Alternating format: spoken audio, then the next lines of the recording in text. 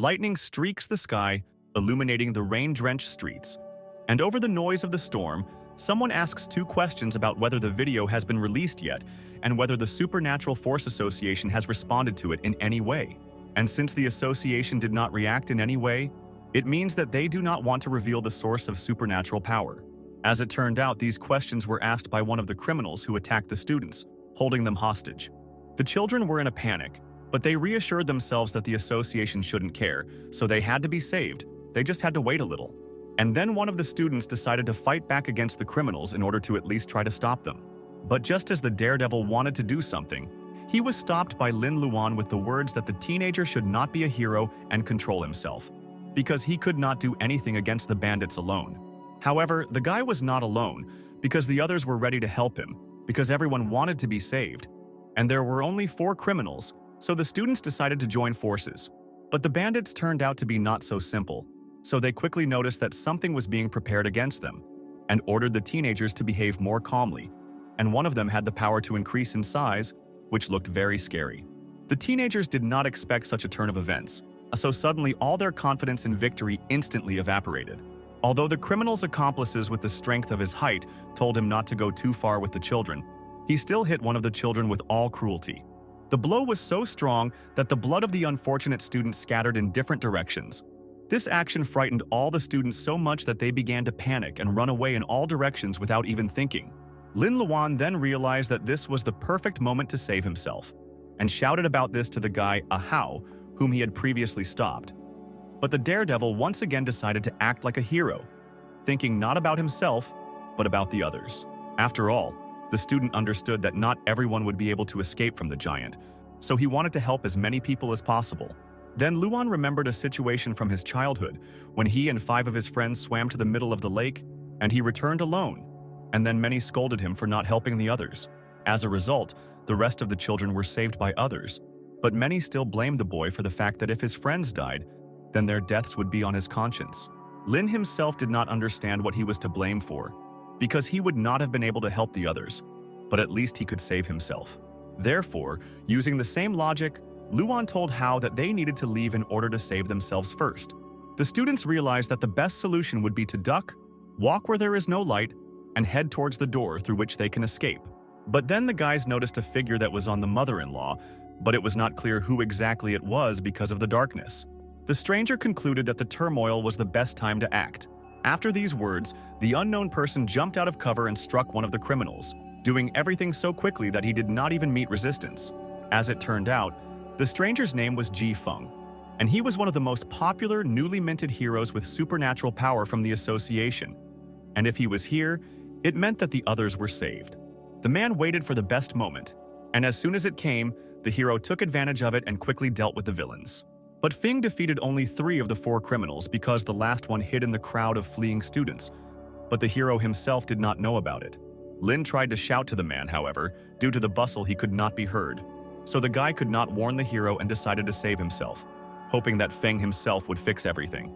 The hero himself from the association had already reported on the phone that he had dealt with everything, and almost all of the students had run out into the street, so he thought that everything was fine. But Feng relaxed early, because while he was distracted, he was attacked from behind by a 4th criminal, whose existence the hero did not even know about. So he was not prepared for this attack. And then, unexpectedly, the man was saved by a boy, who kept repeating to himself that first of all he needed to save himself. And in the end, he jumped under the attack of the villain in order to save another person. Lin again remembered that moment from childhood, because it was then that the boy wanted to become a hero, when he saved the rest of the guys thanks to the fact that he swam quickly and was able to loudly call for help. In this situation, the student really acted like a real hero, because by sacrificing himself, he saved the man. According to the criminal, Ji Feng is a vile person, because he hid in the crowd in order to attack later, and the villain was glad that he was able to escape in a timely manner. Then the villain began to discuss how he could punish the boy for preventing the murder of a popular hero, who would no longer be alive if not for Luan's act. Then Ji Feng ordered the criminal to release the student, but would agree to this only if the hero threw away his sword so that everything would be fair. The villain ridiculed the man who is the hero of the association, but at the same time it is he who is saved, and not vice versa. In the end, the hero had to make this deal so that the criminal would stop torturing the teenager, so he had to throw away his sword. According to the criminal, Feng without a sword is not his opponent, so he began to rejoice, thinking that he could now win this battle. However, while the villain rejoiced at his still unattained victory, the hero was able to grab the sword again and deal the enemy a blow that he did not expect. So Fen managed to cut off the criminal's hand, in which the guy was located, and he simply fell to the ground, hitting him hard.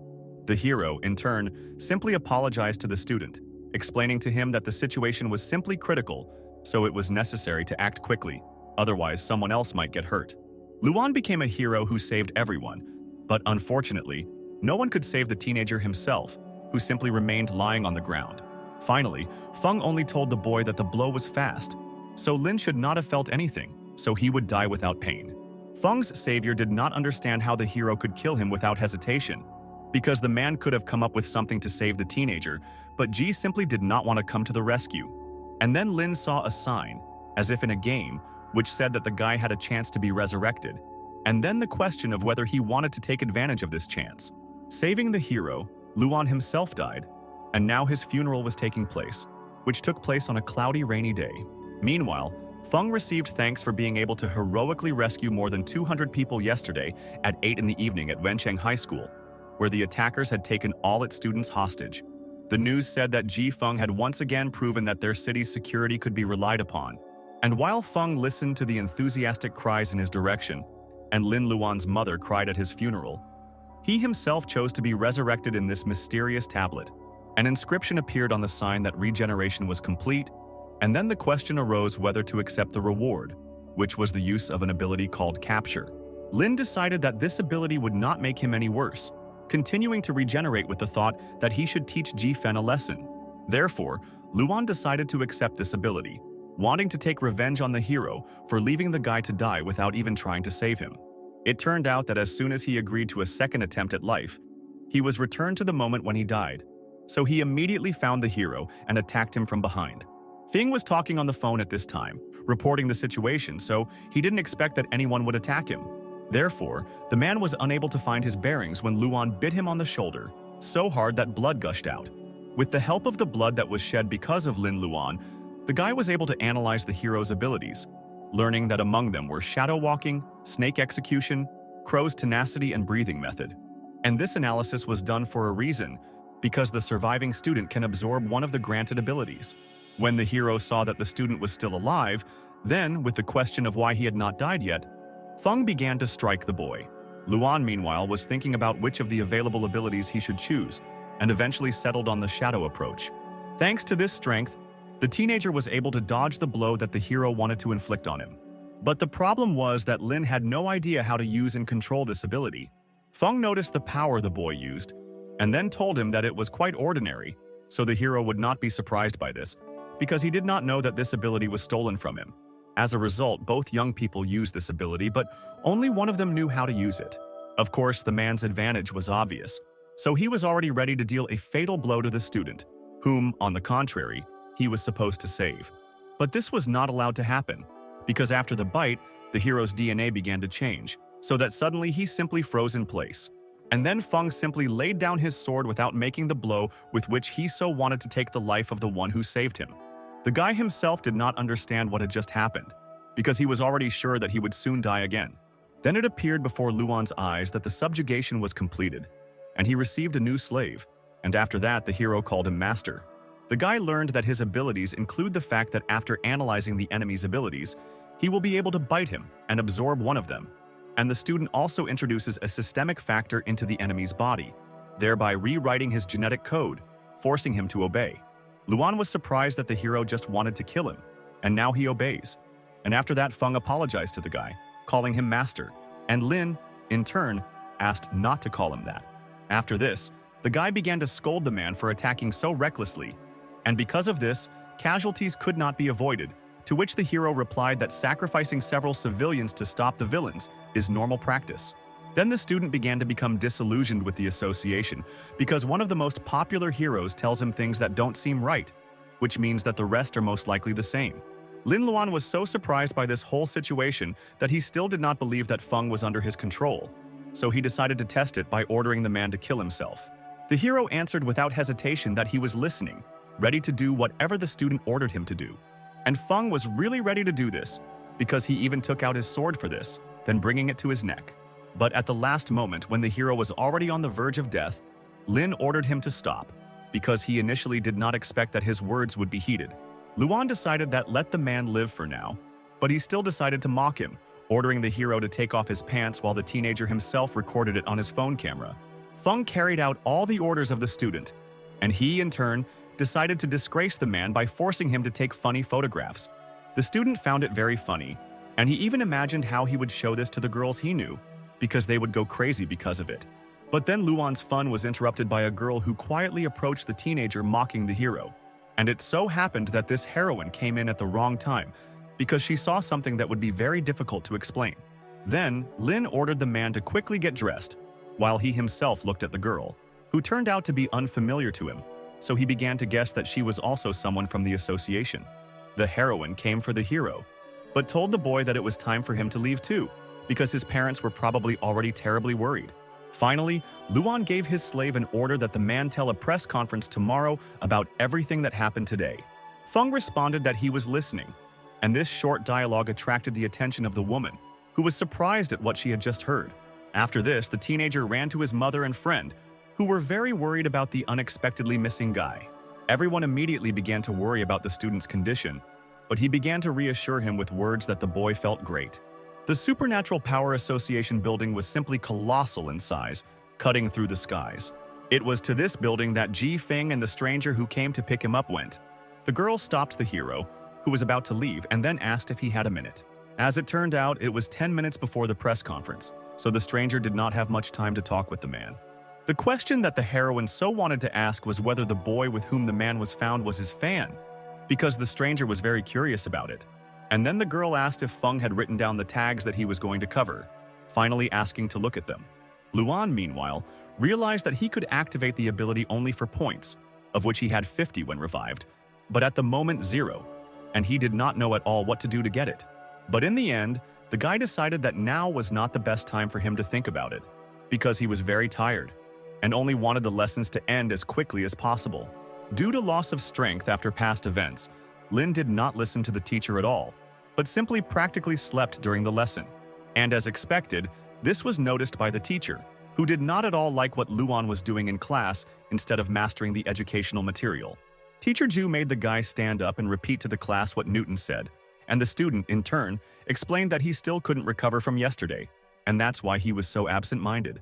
But they didn't even want to listen to the student, telling him to return from heaven to earth because it was just an accident. So you need to think not about what happened, but about the fact that there were only 2 months left before the state exam. However, Lin was not so sure that the attack was just an accident, because the school is always under guard. But yesterday, when the guards changed, in 20 minutes, the attackers were able to easily enter the institution, but it remained a mystery how they did it, because the time of the changing of the guard is determined in advance, and the schedule for changing the guard is only available in the training section, so it was unclear how this information reached the criminals. Then one of the students asked that Luan really wanted to say that the school unit conspired with the attackers so that they could take over the school. Lin explained to this student, whose name was Wang Tianhao, that this was not what he meant at all.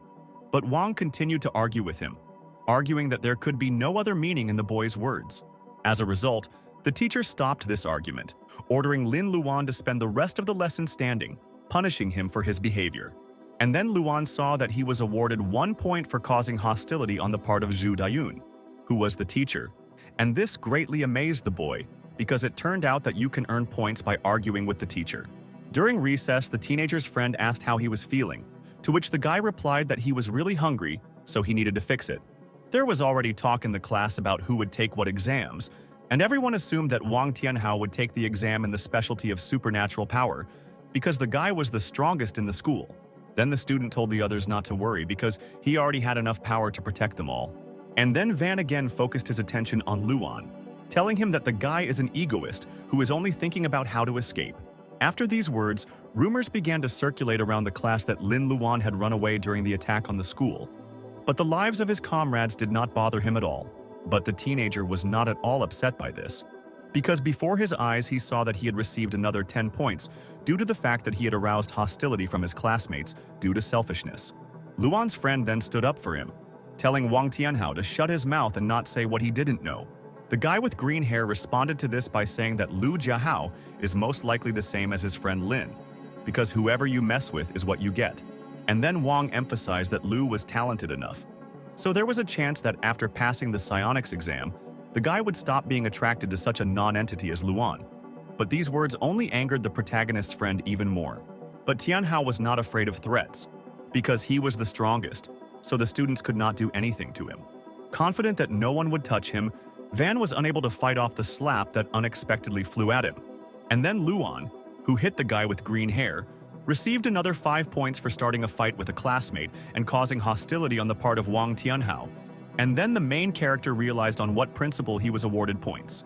It turns out that Lin Luan becomes stronger thanks to bad deeds, which seemed to the guy a rather strange system. Then the student decided that it was time for him to become bad, because since others can be insolent and pretend to be strong, then why can't he do the same? But all the hero's agility evaporated the moment that the offended Van began to approach the guy, clearly not with friendly goals.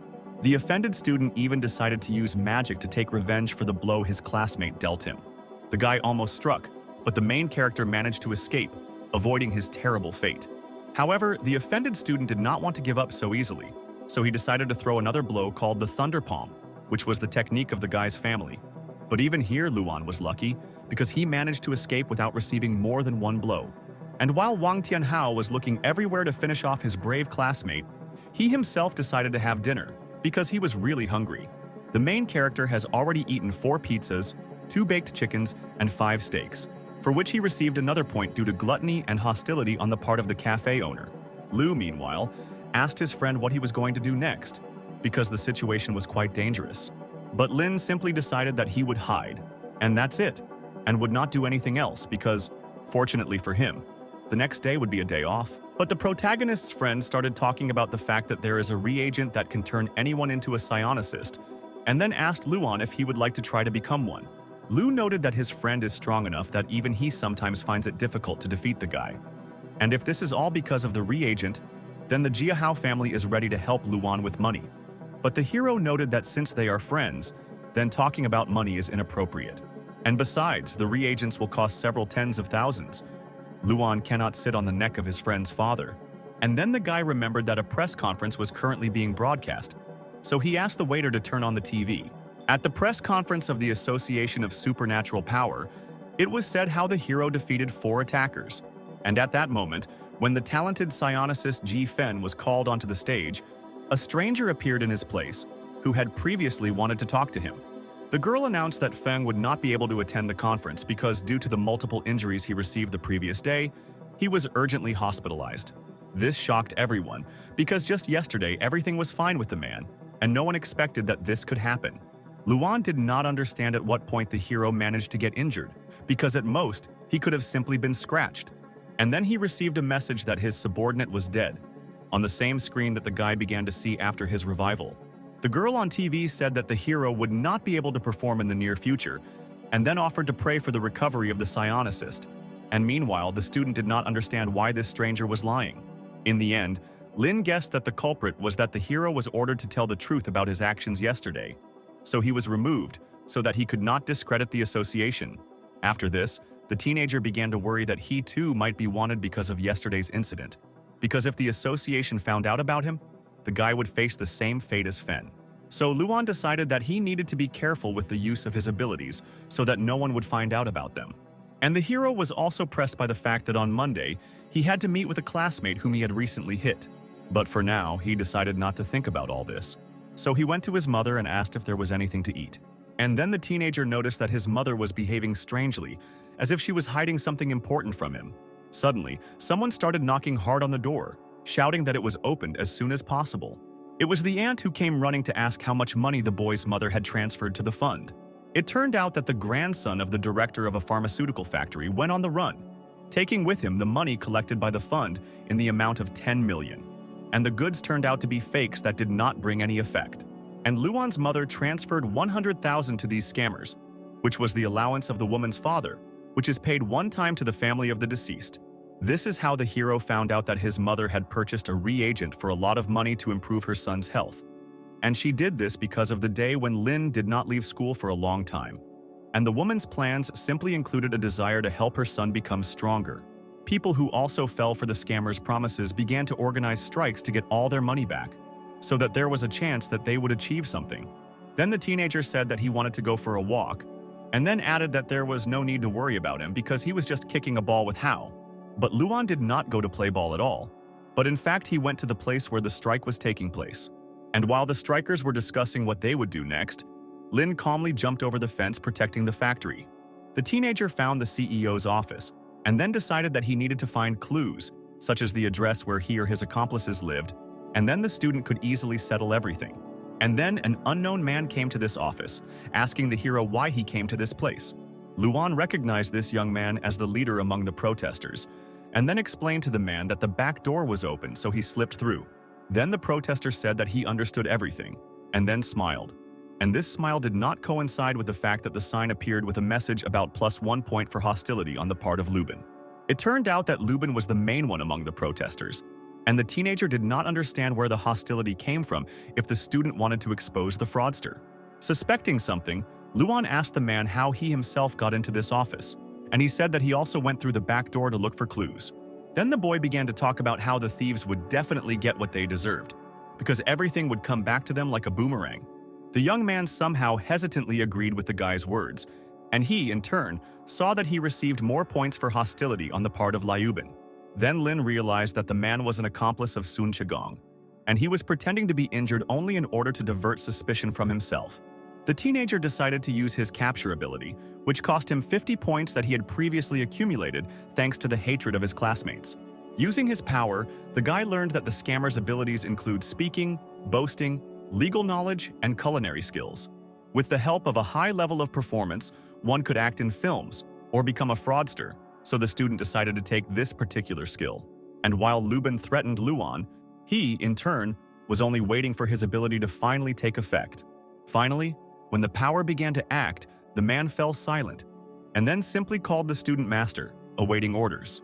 Then, the teenager ordered the scammer to explain why he was pretending to be the victim, and he began to explain that there were 3 reasons for this, including the desire to find out how the protesters were feeling, to also become their leader, and to gain their trust in order to deceive again. After listening to his subordinates' plans, Luan ordered him to be taken to Sun Chunggong. Meanwhile, at the Jade Pond Hotel, the girl admired a gemstone called Azure Mica, which had a very high market value. And the owner of this jewel was the same swindler who boasted to the girl that, with the help of this stone, he would increase the family fortune. Then the stranger asked Chengong if he planned to hide for the rest of his life, because everyone was looking for him, and he should be afraid that he might be discovered. To which the man replied that people are like fish, because they remember for half a month, and then they forget. Then it will be possible to return. Also, the scammer had 6 bodyguards, so people didn't scare him at all. The main character ended up in this hotel, brought by Lubin, carrying out the orders of his master. Thanks to his subordinate, the guy was able to get past the security without any problems because the man said that he belonged. So the student and his practically slave reached the main swindler, who immediately asked his accomplice if he was able to calm down the rioters. Driven by anger, Lin headed towards the one who had defrauded his mother of a lot of money. And while the scammer was not expecting it, the teenager hit him, putting all his hatred into this blow. The blow was so strong that Chunggong began to bleed, and at that time the hero called him a worthless boor.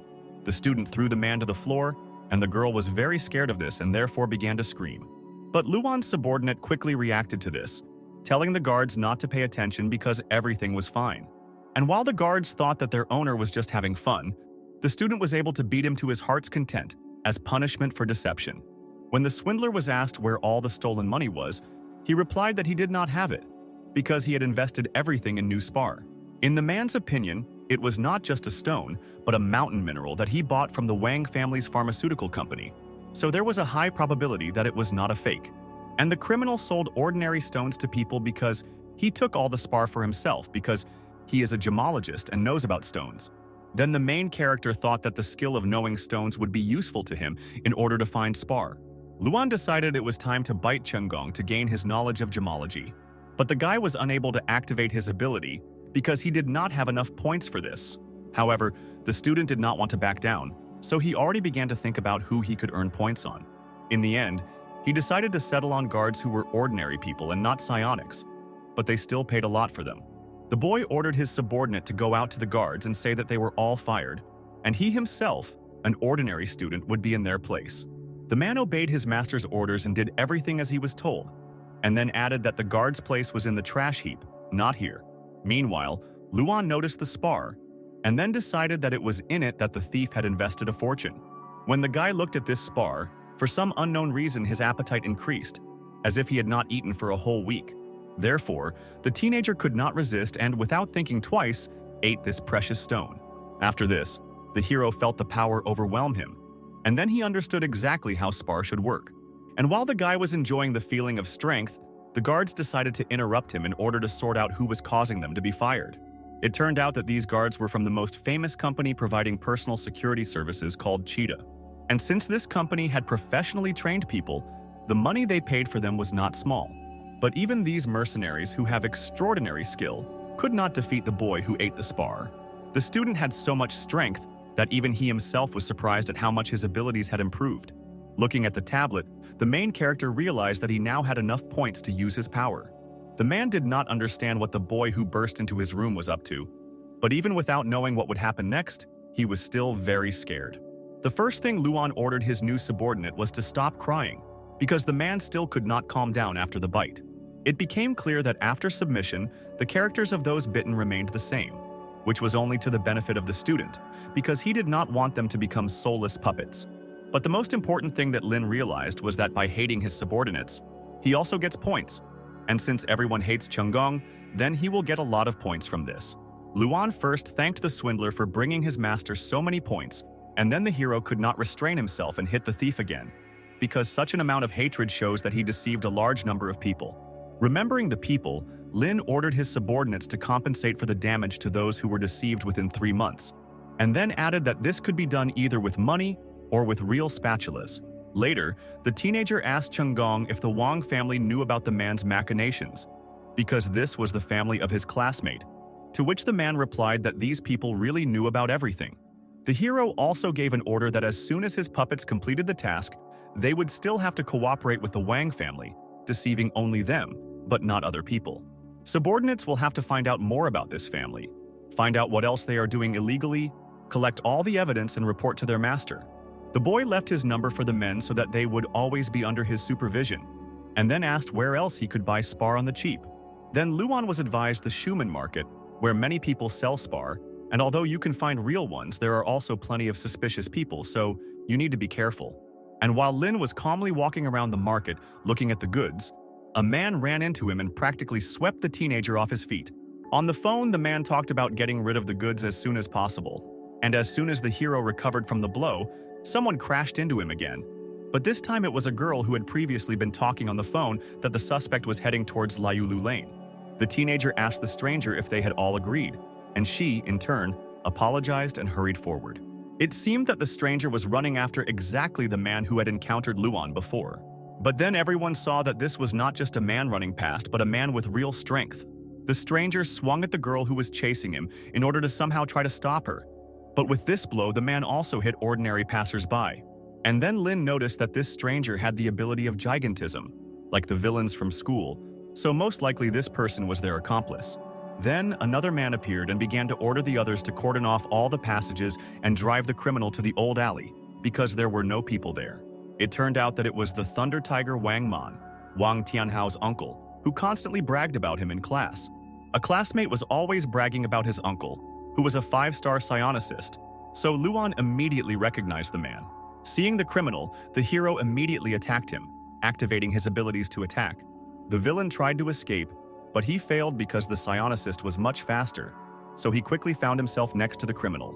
And while the runner did not understand what was happening and simply looked at the man, he used his strength, striking. The attack was so strong that the criminal was thrown several meters away. The man began to beg the tiger not to kill him, and then promised that he would not say anything, and might even swear to it. And then, the psionicist replied that he believed the man's words, because the dead can be trusted. The tiger began to ask the criminal where the goods were, and if he answered, then they would even be able to identify his corpse. And then the person running away began to say that he would tell everything if he was released. Wang Man then added that if the man does not tell him, the psionicist can easily find another approach to obtain information. Then the criminal decided to fight for his life, but the tiger only ridiculed him, calling this attempt child's play. The 5-star hero was able to tear his opponent apart with one blow, without even putting in much effort. And Lin also saw everything that was happening, because he followed his classmate's uncle to see where he was going. Due to the fact that the guy crawled out of his hiding place because he was too shocked by what was happening, it seemed that the tiger noticed him. Although the teenager managed to hide, the psionicist still heard some noise and asked who exactly was hiding like that, when the guy himself already understood that he was finished. The main character understood that since he heard this conversation, they would definitely not leave him alive. So he needed to come up with something quickly.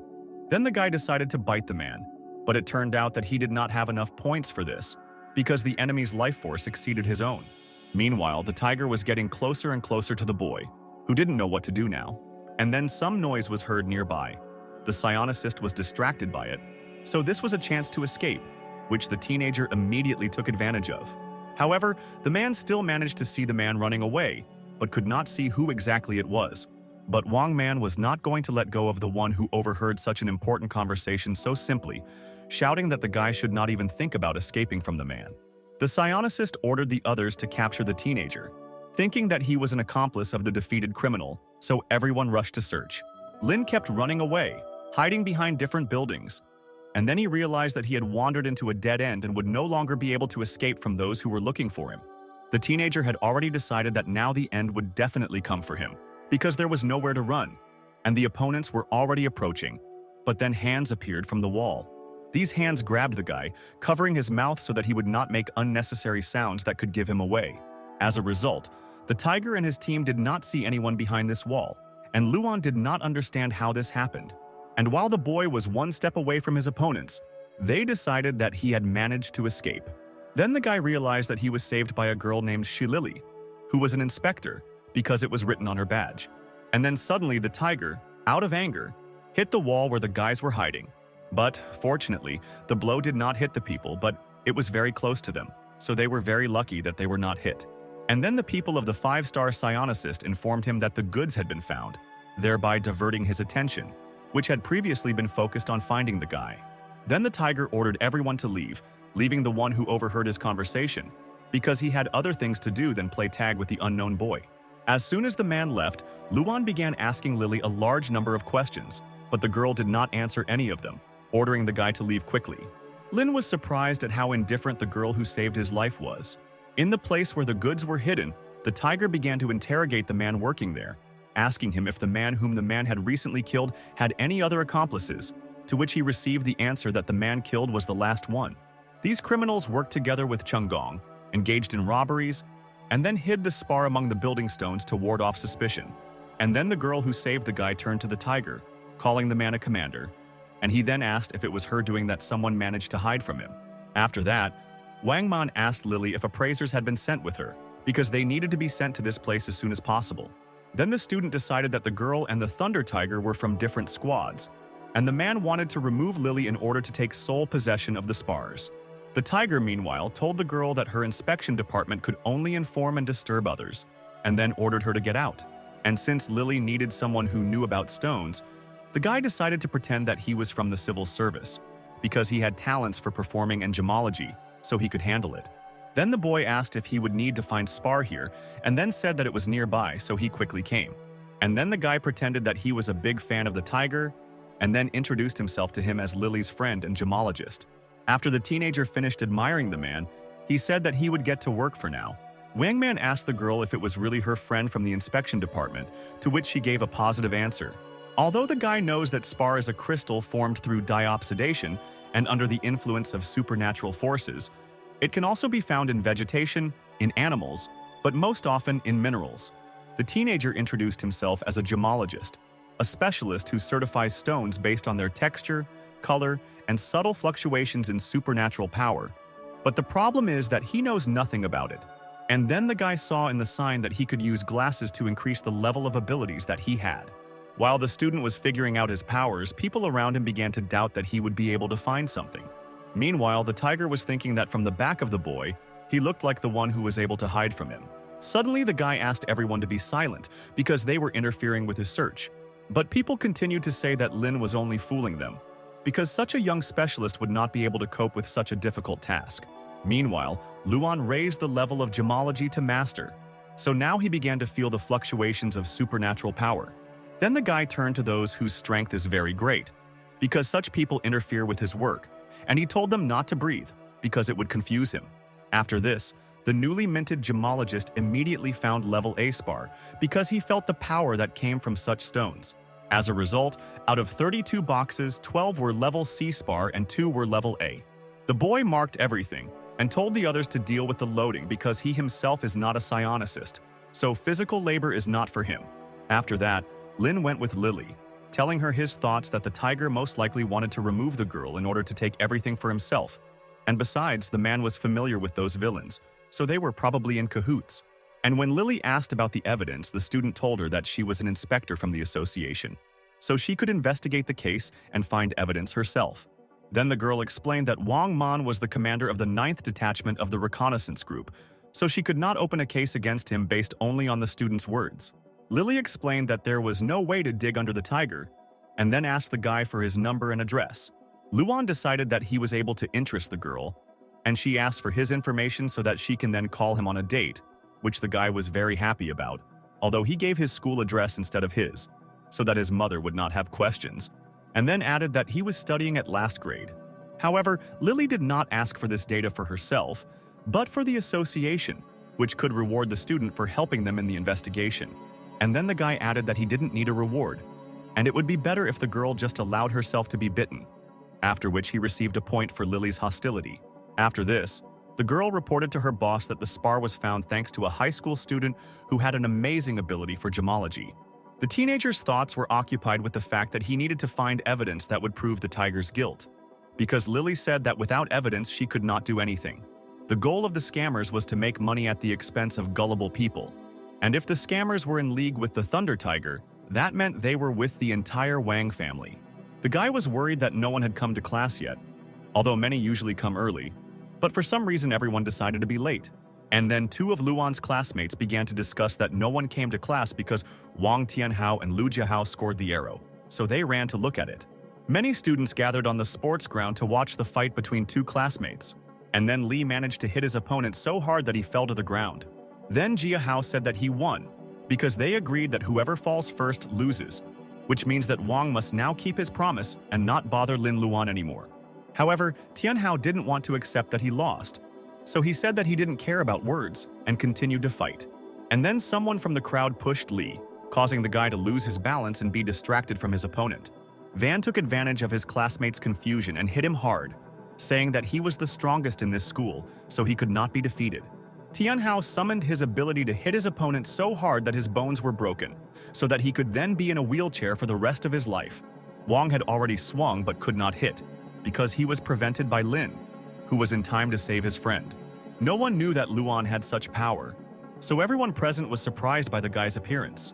After this, the hero asked his friend why he started fighting with his classmate, because this was not a solution to the problem.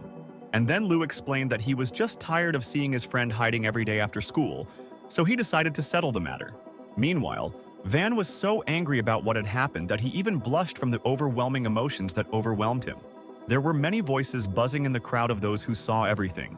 Some said that Vaughn was no longer the strongest in the school, while others believed that the guy was simply attacked unexpectedly, and that was why he could not dodge. Tianhao didn't like being humiliated like that, so he was willing to fight further to uphold his honor. The friend's enemy was furious, so they already began to think about what they should do now, because running away was probably not an option at all. Lu asked his friend to teach him the blow that was used on their opponent as soon as possible. Then the teenager began to teach that he needed to concentrate, then concentrate all his strength, fueled by anger, in his legs and run. While running away, Lin also managed to ridicule his opponent, so that they ran after him. Luan was able to run far enough so that he and his classmate were alone, and then admitted that he thought that it was Wang who stole the shift change schedule for the villains, because the Wang family was in cahoots with the criminals. The main character said that he knew everything, and he even knew that his opponent's uncle killed the witness, and then added that he was giving his classmate a chance to confess, otherwise he himself would report everything to the association's inspection department. Wang, in turn, did not even deny the teenager's accusations, and even praised Luan for being smart enough. And later, Tianhao even admitted that it was indeed he who suggested to his father the idea of stealing the schedule. It turned out that last year, Van found the key to the training section and kept it for himself, initially without even thinking that it would be useful. It turns out that for the sake of Spar, Tianhao endangered his own classmates, and he was not even ashamed of it, because he considers everyone just a pile of garbage. Vaughn also believed that this was quite justified, because in the future he would become a psionicist. So, thanks to him, the lives of others would be better. And Luan's classmate tells everything so boldly only because he plans to beat him so badly that the teenager will remain disabled for the rest of his days. And then he will also put a key in the boy's pocket to make him a villain. Lin responded to this that his opponent was such a vile type that he didn't even want to bite him. So instead of biting, he called on his strongest ability. So the classmates faced a very dangerous battle, deciding to use all their abilities to the maximum. Luan was so fast that Wang couldn't keep up with his speed, wondering how his opponent could do it. And while Lin was talking about how the association was rotten because of people like his classmate, Tianhao himself didn't understand where someone like Lin got such speed. As a result, while Van was at a loss, his classmate was able to strike him, saying that this was to him for all his actions. Although the main character was able to inflict many blows on his opponent, and he, in turn, had not yet responded to them, Van still considered himself the strongest. Luan, meanwhile, struck again, shouting that this was his way of taking revenge for his schoolmates who had died because of his opponent's actions. This blow was so strong that he could no longer move his leg because his spine was broken. And then Lin told his classmate that he had a broken spine, so now it is unknown whether he will ever be able to get back on his feet, and certainly now he will not be able to go into psionics. Wang began shouting that he would tell everything to his father and uncle, so that they would kill Luan and his entire family. And then the main character admitted that the Wang family now cannot escape punishment, because the teenager wrote down the entire story of his opponent, so now he has evidence. The guy sent this recording to Lily, because she said that if you find evidence, you can open a case on the tiger. And while Lin was fighting with Tianhao, his friend at that time was also not idle, having defeated 2 accomplices of their main enemy. 2 weeks later, Lily informed the main character that the end had come for the Wang family, because thanks to the evidence, she was able to start an investigation, and it turned out that this family was in cahoots with the attackers. Luan's classmate will never be able to walk again, and he will also be sent to a juvenile detention center. But the Thunder Tiger has no direct connection with the fraud, so he could not be attracted. But killing a witness means nothing, because he was an attacker, so it does not go beyond the scope of his official duties. But the guy shouldn't worry about the tiger, because since the man's family was convicted of crimes, he won't be able to do anything against the student. After a telephone conversation with Luan, Lily approached her teacher, who said that Lin was an interesting guy, but in the girl's opinion, he was clearly not eager to join the association. Then the teacher told Lily not to rush into her opinion about the guy because he needs to be given time. Meanwhile, the guy had a state exam, the first stage of which is to take blood tests for the presence of psionic energy. All the classmates told the main character that he would definitely not be able to pass the test stage. But it turned out that only Lin Lual and Lu Jiahao from the class passed it, which no one expected. Those who passed this stage were asked to go to the Western basketball court, so the heroes went there. There, the heroes met 3 more students who had passed the first stage, which surprised Lu, because usually 2 people passed from their school, but now 5 people had passed. One of those who passed the first stage was Chen Daoji, who showed himself in school because he had limitless potential. Also, this stage was passed by Ruin Liuxi, who was the best in all subjects, attends all courses at school, and she is very smart. And the third one who also passed was Lin Si, who is an inventor and loves to understand technology. The students did not understand why they had gathered everyone when none of the teachers came to them. And then they heard some noise. Then they noticed the cat, so they decided that it was from him that the noise came. However, then the teenagers saw a man who asked them if they had passed the qualification. The students were surprised by such an unexpected appearance of a man, because they were waiting for teachers who would explain everything to them. Afterwards, the stranger added that the embryos should be pulled out at the beginning of growth and then shouted for Lala to go. It turned out that that cat was not an ordinary animal, because it was the same Lala to whom the man gave the order. The students immediately realized that this was not an ordinary cat, but a spiritual beast that they would have to fight. The main character did not understand why the psionicist was attacking them, so he grabbed the phone to call someone. But the man, as soon as he saw the phone in the teenager's hands, said that there was no need to call the police. And then the stranger himself also entered the battle, calling upon himself a weapon. He was ready to fight. The man used an ability called a rounded stroke on Luan, and then the boy decided to use his strength, but he did not succeed because there were not enough points since the enemy's life force exceeded his own.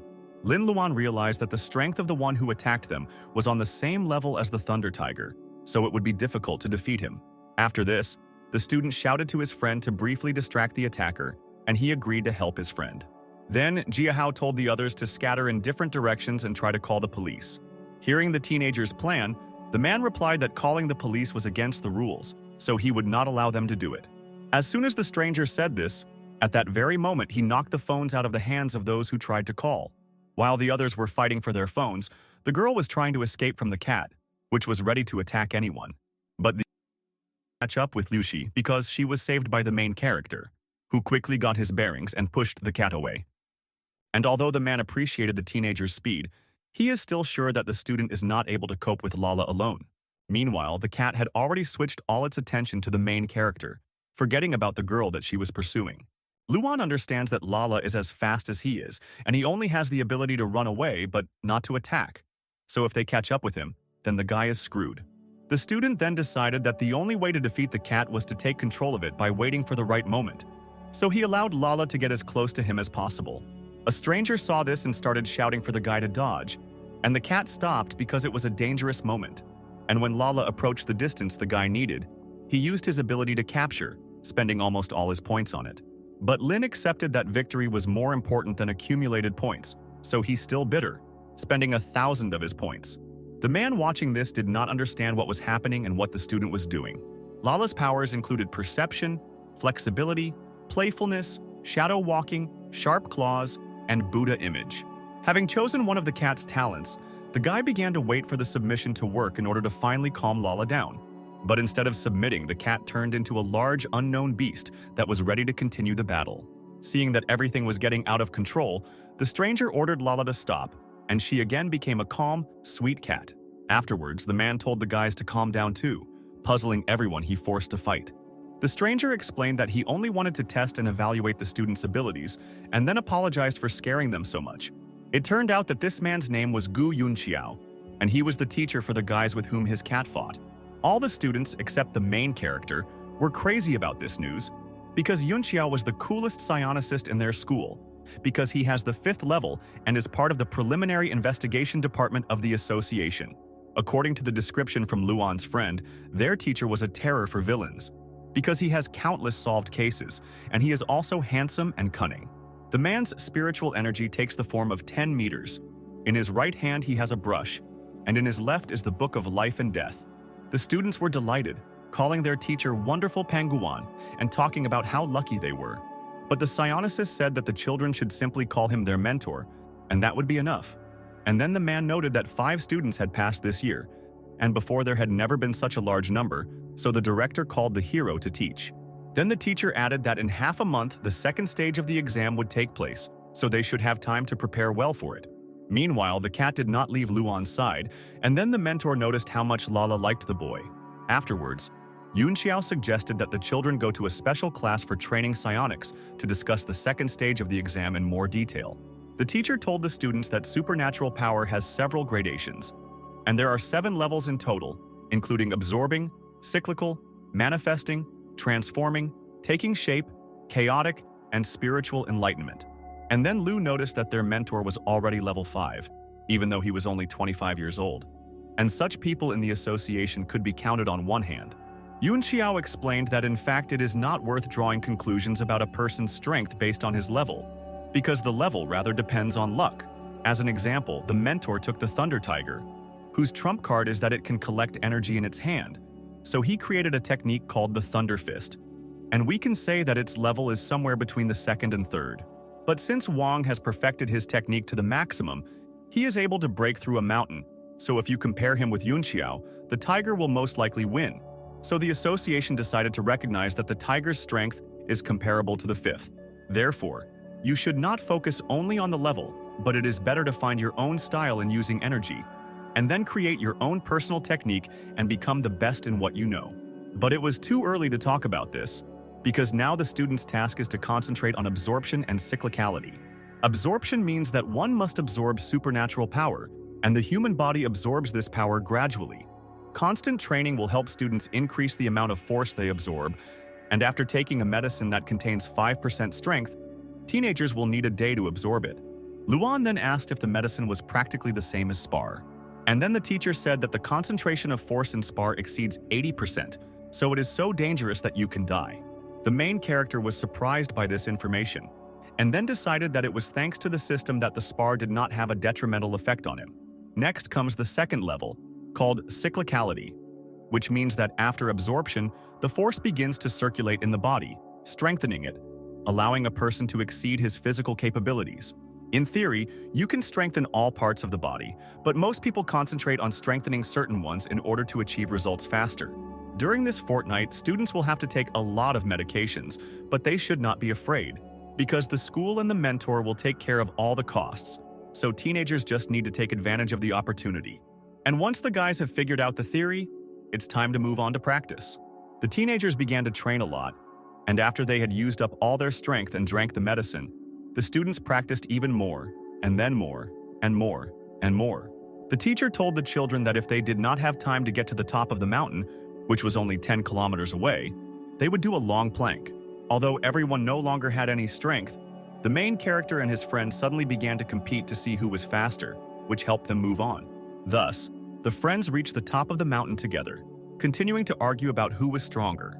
Yahello then noted that his friend's progress was very noticeable, even though he said that he did not want to take the exam, but now he is trying so hard. And Lin explained to him that he was trying to become stronger, and not for the sake of the exam, because the guy hadn't even decided yet whether he wanted to take it at all. After all, if he is going to take the exam, he will definitely fall under the control of the association. But the guy doesn't want that, because the hero had already told those who were from the association, and practically no one aroused his trust. While the guys were talking, the rest of the students also gradually reached the top. However, they were 3 minutes late, so now they have to stand in the plank for an hour. And so that Hao and Luan would not just watch their comrades suffer, they were told to keep the others company. The friends first began to swear that they were forced to stand in the plank, even though they managed to run. And after that, Lin asked the teacher if the association was a good place. Then the mentor replied that although the association is not ideal, isn't that why you should try to join it in order to make this place better? The teacher himself joined the association when he was 17 years old, and he did this in order to make the association an even brighter place.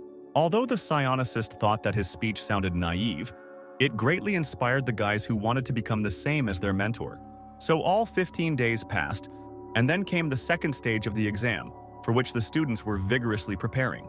Having gathered their strength, the teenagers went to the second round of the supernatural power exam. At this stage, many children from different schools gathered, and this was only a fifth of all people because there are 4 more collection points for the exam. Because of this, teenagers began to doubt whether they could compete with so many people. The Unified Supernatural Strength Exam is the main test of skill in which all competitors will undergo 5 types of competitions, including shooting, strength, assault, sensory, and running, each of which can achieve a maximum score of 100 points, and the top 1,200 competitors will advance to the final third round. Until the competition began, all the guys gathered in a self-service cafe, where they shared their experiences with each other. And while everyone was worried, Lin Luan ate calmly, because the food was free and delicious. Then Hao decided that his friend was right, and told everyone that they needed to eat well to have strength. And then 3 people entered the cafe, one of whom ridiculed Luan for seeming to be always hungry, and Lin, in turn, immediately received 10 points for hostility from Fu Guangkun. The teenager did not understand why they immediately disliked him so much if he did nothing. It turned out that this guy's father is on the State Development and Reform Committee, and he is the boss of Hao's father. Fu Guangkun told the teenagers that it was as if they had come for a free meal and not for an exam, and then added that he did not want to offend anyone, but simply wanted to share his experience. Speaking so that the entire cafe could hear him, Guangkun began to talk about how this round would not be so easy, because last year some of the contestants broke their arms due to improper use of force. Everyone in the cafe started talking about how Guangkun liked to bully other teenagers, so it was a pity for the 5 kids he scared to death. But this guy failed to intimidate the main character, because he saw the strength of his opponent. Knowing that he could use his ability on him, the student offered to measure their strength when the exam began. Lin decided to make an agreement in which, if he wins, then his opponent in front of the whole school will wish good luck to Luan's team. And if on the contrary, then the main character will quit his studies after the exam and will never return to it. Hao thought that his friend was crazy because Guankul was considered the strongest student in his school, and this agreement was too risky. The guy ridiculed Luan for being so self-confident that he even dared to challenge him. Guankun was very popular, and when he was called to a shooting competition, the other participants began to whisper about how good the guy was in each of the competitions. The teenager's total number of shooting points was 87, which was a very good result. But the guy didn't show his joy, saying that today's result was acceptable to him. And while this popular young man was thinking that the guy who challenged him had some kind of trump card in his head, he, in turn, received 42 points in the shooting and considered that he was quite good. Others were very worried about the main character because of his argument, and he showed such a bad result. The participants were then asked to prepare for the strength test competition that was next. Contestant number 068, Fu Guangkun, received a final strength score of 89. And the number 143 participant, Lin Luan, received only 65 points, which was inferior to his opponent's points. Therefore, the opponent of the protagonist realized that he was in vain to worry about Luan because he turned out to be too weak. Meanwhile, Lin calmly continued to eat, as if nothing had happened, although he understood that if he lost, he would have to quit his studies. Then his friend began to swear at the student, because how could it be that the boy was 69 points behind, but still found time to eat? Luan reassured everyone that there was no need to lose enthusiasm yet, because they could still show others how strong they were. The next test was a sensory test, in which all participants had to go to their rooms, in which there were 300 rats, and this task required them to find one rat in which Spar was hidden.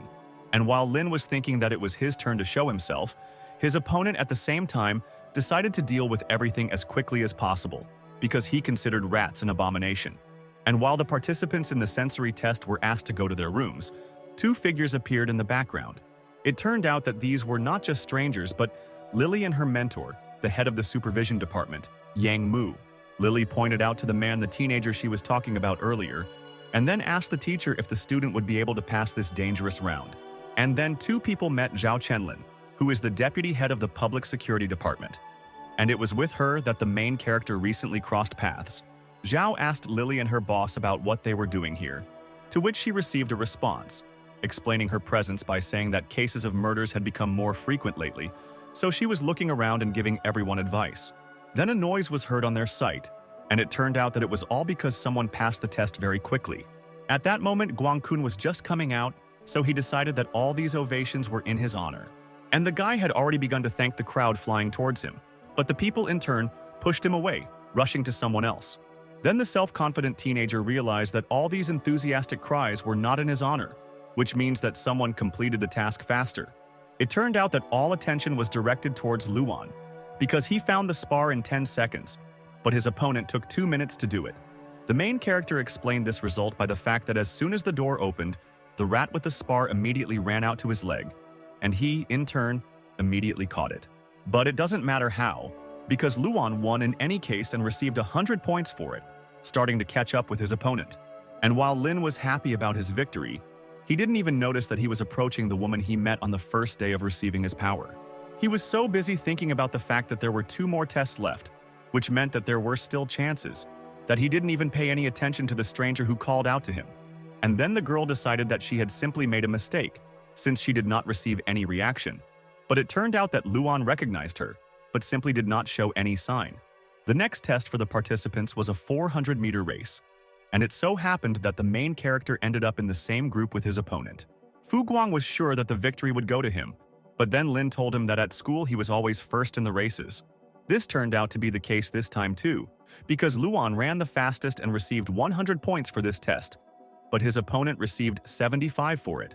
But the protagonist's opponent did not want to believe in his defeat, so he began to shout that the race does not solve anything, but the next test will definitely be his. And the last test was an assault, in which participants had to kill as many bats as possible within 5 minutes. And then Fu Guang said that this test was definitely his, because not only was he strong, but Lin was still 22 points behind him. Luan understood that even if he killed one mouse after another, he would not have time to catch the required number in 5 minutes, and so he began to think if there were any other ways to win. And then the teenager remembered the words of his teacher about how to activate his ability, releasing his spiritual energy outward. Lin actually began to release his spiritual energy, thinking that bats were excellent at detecting ultrasonic vibrations. Fu Huang noticed that the bats flew in the same direction, so he followed where exactly the animals were moving. And then he realized that they were all flying towards Luan, surprised that the hero decided to risk his life for the sake of victory, because the bats could easily kill the student. The protagonist's rival tried to save him by shouting for him to quickly hide his spiritual power because there were too many bats, so it would be difficult to defeat them all. Meanwhile, Lin waited until there were enough bats to activate his power. And as soon as the number of mice became very large, the teenager used his power on them all, killing all the mice that surrounded him with a couple of movements. It turned out that Luan killed a record number of mice and surpassed all the people examined before him from all over China. Thus, for the assault, the main character received 99 points, having killed 435 mice in 5 minutes, and his total points were 406. And his opponent received 69 for the assault, and the total number of points was 398. This means that Lin won the argument, and his opponent is obliged to fulfill his part of the deal, which included supporting the Luan school. The rest of the students from the protagonist's school were in another group, and for them the competition would begin in the afternoon. So Lin tried his best to support the guys. As a result, Liu Jiahao received 404 points in total after all competitions. Chen Daoji received a total of 341 points, which was a good result. Participant Lin Se received 334 points, falling slightly short of his friend. Ruan Liuxi received a total of 352 points.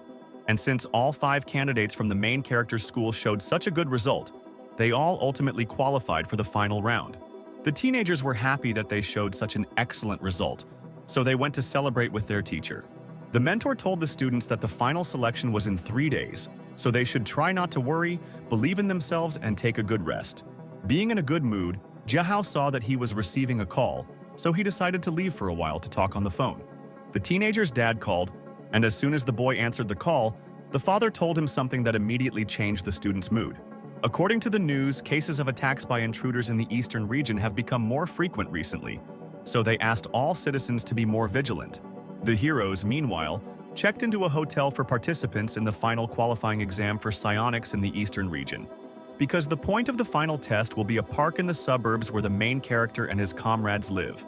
The students were glad that the competition was taking place in their hometown, so they decided that they should try their best. And then the teenagers' conversation was interrupted by Lin, who asked the others if they had seen Hao. Then, everyone decided that the boy was late at home, where he had previously gone on business. However, the main character was still worried because his friend was not answering the phone, but then he decided that he would wait a little longer. Luan's patience ran out soon enough, so he hurried to find his comrade because he couldn't just disappear the day before the final exam, which was very important to him. The teenager ran to Hao's house and noticed that there were no lights on anywhere, which was very puzzling, because something could have happened. Then Lin went into the house and, walking around, the teenager found the body of the manager in the wine cellar, which was in terrible condition. And then the boy immediately called his mentor to break the news that Hao and his family were missing. The student also added that he found a manager who was dead and looked like a deceased mummy. Then the mentor ordered the teenager to urgently leave this place, and in the meantime the man himself would send someone to the house, because he himself was unable to come. But the main character did not want to leave, so he decided to wait for the psionicist on the spot. And then he heard some noise, deciding that they had arrived so quickly from the association. But it turned out to be an unknown man who was talking on the phone about how he would deal with the corpse, and then added that he hated covering other people's tracks. With a dissatisfied look, the man grabbed the corpse by the head with one hand, as if it weighed nothing. After this, the man told the body to disappear and burned it using samadhi fire. The stranger scattered the remaining ashes into the wind, reporting over the phone that everything had been settled, and a handful of ashes would not pass as evidence, and then said that he would be there soon, driving somewhere by car. The main character did not want to leave his friend in trouble, so he decided to chase the car to find out where the man went. The car was driving quite fast, but Luan did not lag behind it, wanting to find his comrade, who was now in danger. And this stranger led him to a building that Lin immediately recognized, because it was the trading building of Hao's father. It turned out that there were many people in this place who began to talk about the fact that the head of the red puppets had returned. The first thing the stranger was met by was the attacker Lu Qin, who said that the man had worked hard. And then the attackers Zhao Shuyu and Zhao Shudong approached the unknown man, who made it clear to the man that he had been messing around with such an ordinary businessman for a long time. Liu Jiahao's father, Liu Tianming, was also in this place, and he told the criminals to let his son go, and then he would do anything. And then Liu Qin told him not to worry, because if he cooperates, no one will get hurt. And then he promised that they would sort everything out by tomorrow lunch. As a result, the attackers did not know where the key to the cage was, and then Shuyu could not stand it and simply broke it. However, only the father was taken from the cage, and the son was forced to continue to sit quietly in it. One of the criminals said that he and his father would go and sort out some issues, return for dinner, and the rest should behave quietly so that the association's psionics would not come. Then Shudong said that she also wanted to go, but she was still left to look after the hostage. Shudong decided that she was in charge now, so she told the others to do what she wanted, and then ordered them to bring a boy with slicked back hair. The girl was immediately obeyed, throwing a hostage at her feet, whom she must keep an eye on.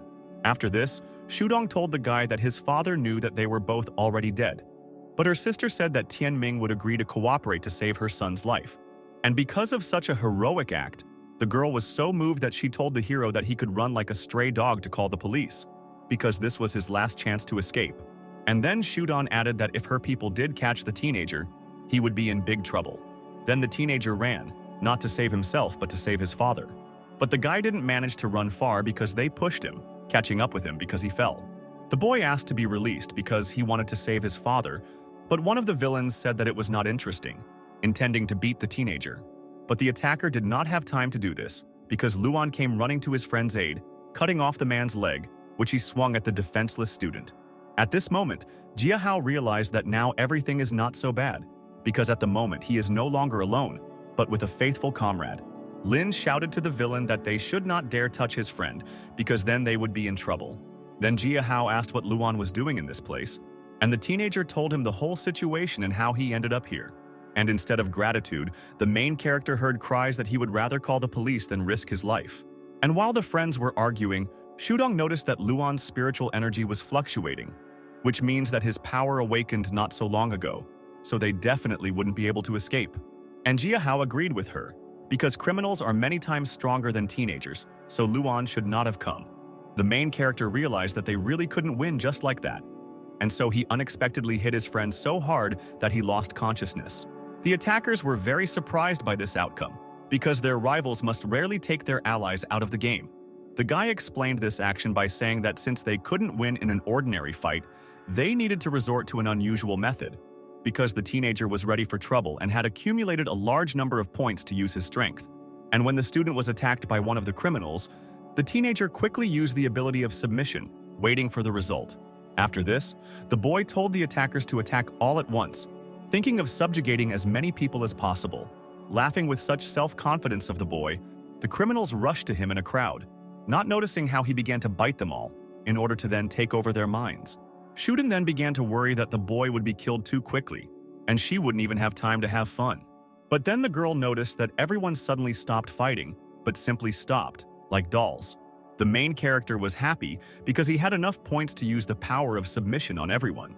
Using his ability, the guy saw that this girl was the strongest among the others, because to use the ability on her, it was necessary to spend 1,000 points. But fortunately for the student, he had 3,000 points, so he had enough to zombify Shudong. Meanwhile, the girl thought that the other attackers had stopped to allow her to finish off the teenager herself. Luan, meanwhile, ordered all his subordinates to attack the unsuspecting attacker together. Shuden did not understand what those who were supposed to obey her were doing, because they had completely stopped following her orders. When the girl realized that this was not a joke, and the others were really trying to harm her, she immediately turned into a monster, activating her power. And then the attacker shouted to the guy that since he had done something with her henchman, he should now say goodbye to his head. But she was unable to attack because the teenager was protected by one of the villains controlled by Lin. Everyone controlled by the student also activated their abilities and then attacked all together, making it much more difficult for Shudong to fight off everyone.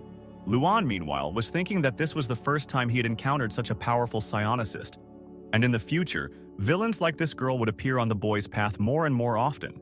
The teenager understood that when he accumulated enough points to activate the capture, then he would be able to fight all the villains, but for now, he needed to become stronger.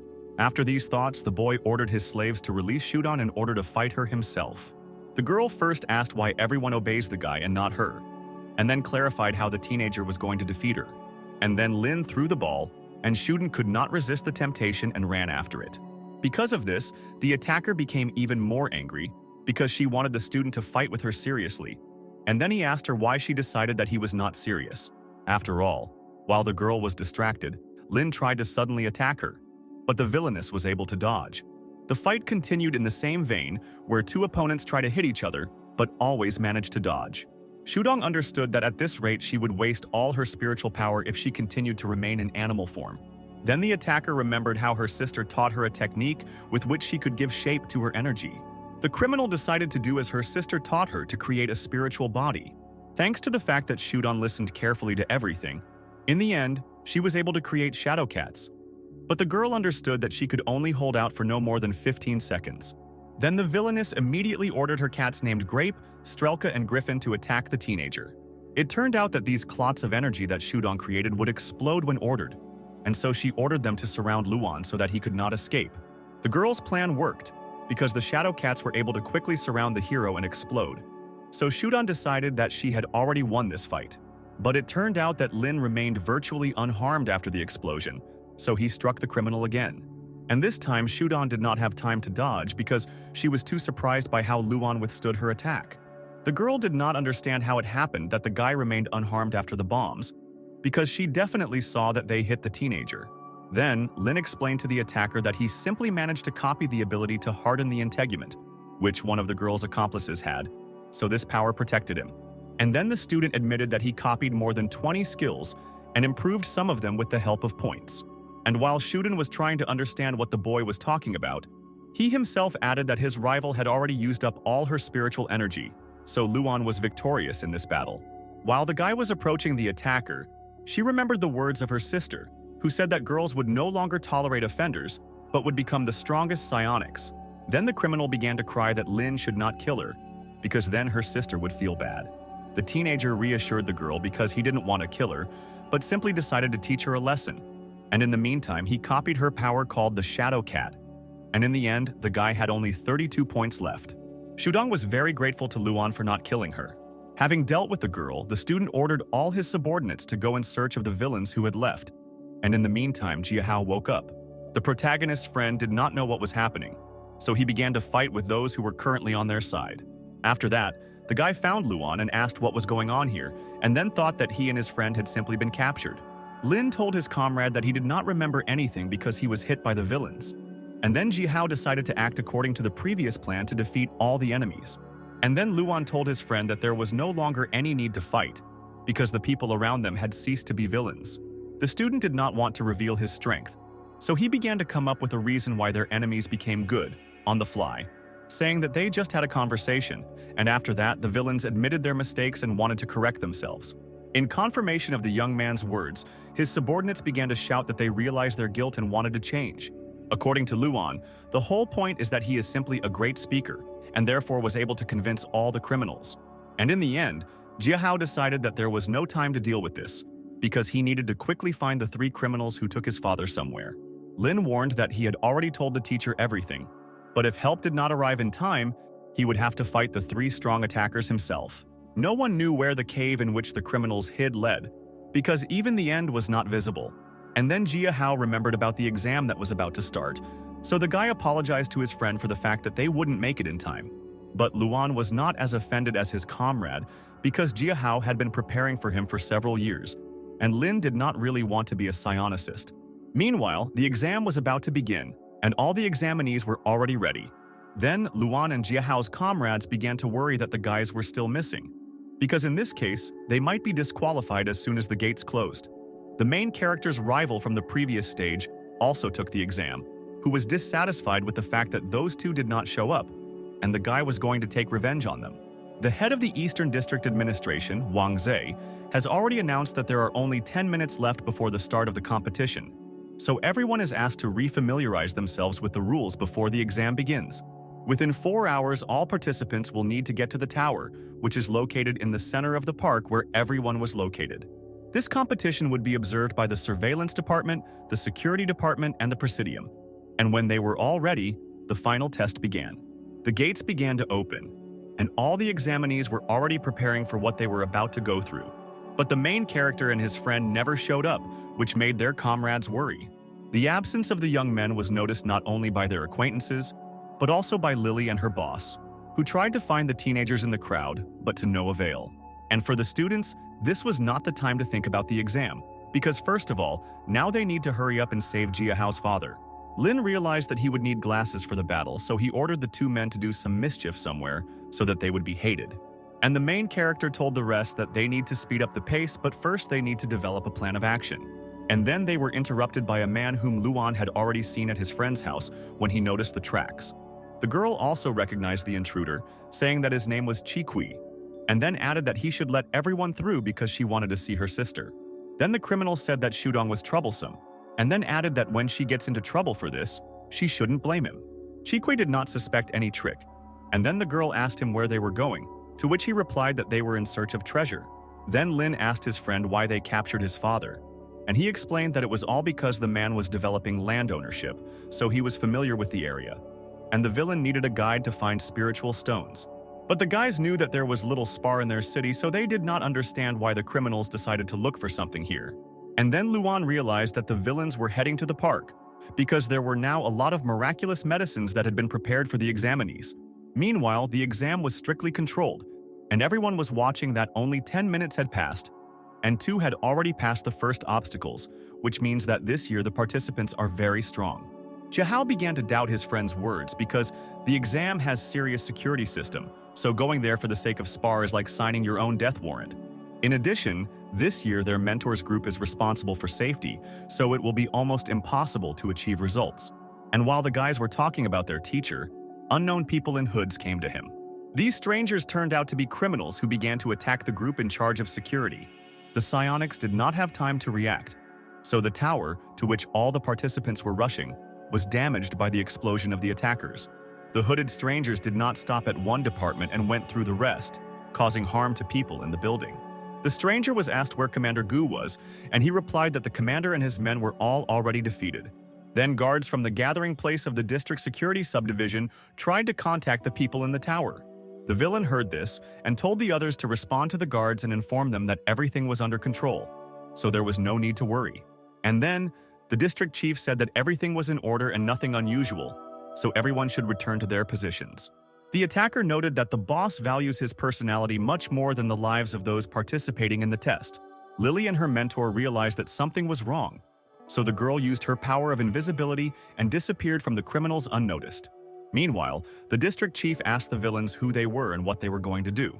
And then the criminal asked if anyone remembered the incident when the city of Chao was destroyed 8 years ago, and in response to this he received only silence. Then the villain decided to remind everyone. Before the incident, the association of supernatural power existed only in the eastern region, and not as now, scattering its branches around the world. And then the city of Chao, the ghetto of the eastern region, was captured and then destroyed by the group Thick Mist. 1,375 residents died in that event. And since the association was originally an unofficial organization, it was not able to arrive at the scene in time. The man was promoted from a management pawn to the chief of the eastern region thanks to the fact that his fiery speech ignited a fire in the hearts of the people, which led to the official recognition of the association, which soon turned into an industrial giant. However, the attacker doubted that everything in this story was clear. After this, the narrator was informed that Lu Qin had arrived, so the man interrupted his reasoning about the story he was telling. The commander gave the order for the scammers to begin, and they replied that they understood everything and would act harmoniously. Then Jiahao's father asked the villains if they could finally let him and his son go, because he did as they wanted and led them right under Shigong Park. At that moment, the third one reached the 2 criminals, who brought with him a crowd controlled by Luan, as well as himself and his friend. Jiahao was ready to rush to his father, but his comrades stopped him, because it was too early to reveal their plan. Meanwhile, Shuyu scolded her sister because she was given an order, which she disobeyed. But at that moment, Lu said that it was good that they had come. Otherwise, he would have had to go a long way to replenish his energy reserves. And he suddenly grabbed one of Luan's slaves, and no one had time to do anything, because everything happened too unexpectedly. And then the man who was captured began to quickly dry out, turning into a mummy. Qin, meanwhile, threw the body away, and then said that it would not be enough for him, and he was still hungry. The fraudster began to look around in search of a new victim, and then he turned his attention to Jiahao's father, starting to stretch his hand towards him. And at that moment, Jiahao himself could not resist and struck the attacker, saving his father. The man was very surprised to see his son here, and he, in turn, apologized for helping only now. While his friend was busy with dialogue, Lin ordered all his puppets not to wait, but to attack their opponents together. And at that moment, when the fight was just beginning, Luan ordered his friend and his father to quickly leave here, because at the moment it was possible. But, as it turned out, Lu Qin was not upset by the fact that their loved ones rebelled. The criminal simply began to absorb the energy of everyone who tried to fight him. Shuden also wanted to get involved in a fight, but her sister did not let her, not understanding what was happening to the girl. Luan realized that the scammers were targeting the test-takers' meeting place, so he needed to immediately inform the people in the central tower. The villains in the tower, meanwhile, were told to take all the psionic reagent they needed, but the leader of the criminals replied that they did not need the reagent at all, but all the examinees who were now in the park. And then all the teenagers who were taking the exam saw a large number of rats and bats approaching them. The children were very surprised by this turn of events, because they were not warned that animals from previous stages would also be in the finals. There were so many mice and rats that the students had no idea how to fight them off. It turned out that the animal attack was the fault of the primordial chaos beast spirit, and because of this, everyone involved was surrounded. Therefore, because of the rats and mice, the teenagers were forced to rush to the tower as quickly as possible to escape. Lily, meanwhile, tried to call at least someone who could help her save her teacher and the others by stopping the attackers. The protagonist's comrades were also running away from the animals, and then the girl tripped over a stone and fell, so that the mice and rats began to approach her. But the animals failed to catch up with the heroine, because Fu Guangkun came to her aid, who killed all the creatures that tried to attack the student. And then the 4 examinees were left to be torn apart by the animals with which they were surrounded. The former rival shouted to the others to try to escape if they did not want to die. And then a shadow cat appeared in the distance, and then a voice began to be heard, telling Grape to go forward. The cat approached the students and exploded with bright colors, scaring everyone around. It turned out that this cat was called by Lin Luan to save his comrades from animals. Then the others began to question the main character, but he interrupted them, saying that now was not the time for chatter, because at the moment he needed to run. After this, Luan ordered everyone to escape through the underground passage, which the attackers had previously used, but now they are not there. And then Guangkun asked what to do with the exam. Then the student explained to his opponent that the exam was not the most important thing to think about right now. At the same time, one of the examinees said that these were just mice and rats, so they would have to cope with them. But this guy had to fight not only with animals, but also with an attacker who used a technique called fire taste on the boy. The villain said that in a group there will always be 1 or 2 people, like this student, who take the initiative to make noise and cause trouble for others. And the way out of such a situation is very simple, because you just need to eliminate the initiators, and then the rest will immediately rush into chaos. Everyone really immediately began to panic, and the man shouted after them that the students would not run away from him. Meanwhile, the tower guards stood motionless without leaving their places, as they had been ordered by their superior. Meanwhile, Lily tried to explain to the men that they had an emergency, because the tower had been captured by attackers. The villain's plan worked, and all the examinees ran to the tower in the hope of salvation, which they ultimately did not receive. Then, one of the attackers reported to his commander that all the students were assembled. The leader replied that he understood everything, and then added that after 8 years he would finally be able to make the case public. After this, the man turned to the administrative workers with the words that they should know the other side of the fall of the city of Chao. The attacker said that at that time the association deliberately arrived later in order to provoke the public and gain the desired status. The association's resulting power cost the lives of 1,375 Chao residents. The criminal said that he wanted to pull out the weed, meaning association, by the roots, and the examinees were chosen by him as revolutionaries. Then Lily's mentor thought about what this crazy guy wanted to do with the children. Lu Qin asked his commander if they could finally begin their plan. And then it seemed to all the students that some kind of earthquake had begun, because the earth began to disappear from under their feet. But it turned out that it was not an earthquake, but a large monster that crawled out of the ground. It was a worm called a crown gear, and it was so huge that it killed many students. Then the criminal asked the others if they were familiar with this type of worm, which required a lot of effort to fatten it up. This monster releases a mist-like strand that, when inhaled, produces a stupefying effect that, although it will not affect psionicists, will work for beginners. Then Lily's mentor began to swear at the criminal, asking if he realized what he was going to do to ordinary children. After this, the man added that the military unit already knew what was going on in the tower, so it was better for the villains to just leave and let the children go. But the attacker was not so simple, because he noticed that Lily had left, and he calmly let her go, because in any case, help would not be there in time. The criminal understood that by the time the rescue squad arrived, the villains would be able to do their job.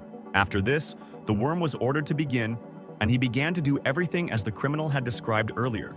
The students inhaled this fog and did not understand what it was and what was happening to them. And then the criminal noticed that the monster had stopped, and it became unclear to him why this happened, because the worm had eaten enough of the reagent to give it a lot of strength. The students also began to notice that the fog had stopped appearing, and it also seemed as if the monster was in pain. And then the worm said that he couldn't do it anymore because it was so disgusting here.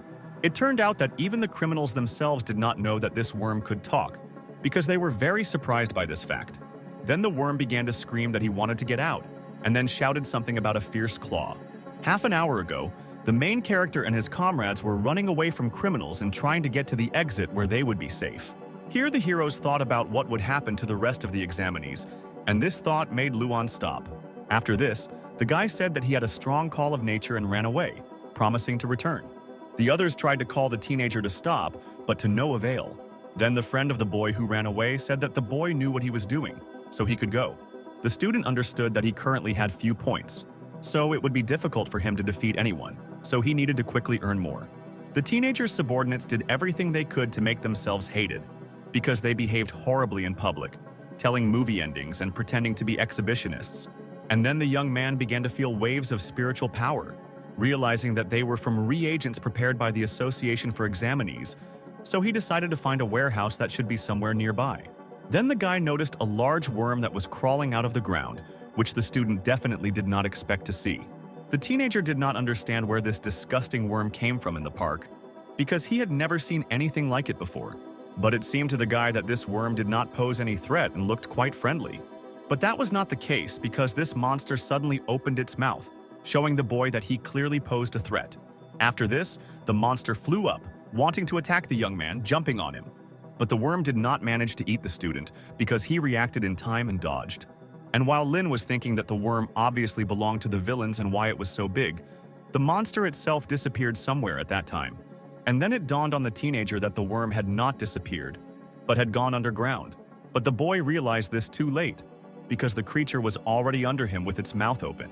As soon as the boy had time to think that he was finished, the monster's mouth slammed shut and he was eaten. So Luan ended up inside the worm, but he remained alive, because among the abilities he copied there was a defensive one, but he didn't know how long he could hold out like that.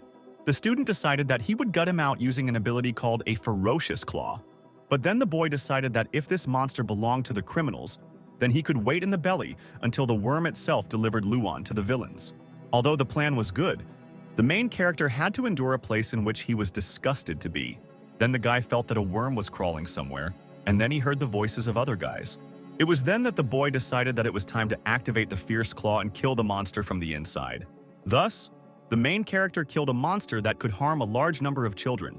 Once Lin finally got out of the worm, he began to swear at what kind of war they had staged here, and then said what an abomination this worm was. The main criminal ordered the others to capture the guy who ruined all their plans. Lu Qin, meanwhile, ran to treat the worm, calling it by its name, Lady Hell. Shu Yu, meanwhile, turned into a beast, shouting that she would not allow some boy to interfere with them. However, the girl was interrupted by her sister, forcing her to stop to protect Luan. And since no one was going to catch the boy, it had to be done by a man who was not happy about it, because for him it was too steamy. The head of the attackers, meanwhile, asked how long it would take to completely heal the monster. Then Lu Qin replied that it would take him about 10 minutes, which did not please his boss at all. Because the main attacker understood that they hardly had these 10 minutes, because soon other psionics would come running to help the guys. And so, the man ordered his subordinates to try to delay the approaching warriors as long as possible in order to gain time. Lily's mentor, meanwhile, looked at Luan, thinking that he had noticed this young man a long time ago. Meanwhile, Lin saw the villain who was controlling the fire. And then the teenager decided that this attacker at the moment represented the greatest danger to him. And then someone called the guy's name, and this made Luan surprised because he did not understand whose voice it was. Then the man introduced himself as Lily's mentor, and then explained to the boy that his ability would help them communicate telepathically. The mentor told the guy that help would arrive in 15 minutes, but in the meantime, Lin would have to try to detain the intruders. The main character said that he will definitely cope with this task, because a lot depends on it. The villain, meanwhile, could not keep up with Luan, thinking that the guy was running like a cheetah. The attacker then tried to attack the teenager with a wave of fire that was large enough to reach the boy. And although Lin managed to dodge, the man's flame flares up and goes out at his will, so it will be difficult for the student to escape from the fire that surrounded him. And then the young man began to say that he was still a complete beginner, an ordinary student, so the man needed to be easier with him.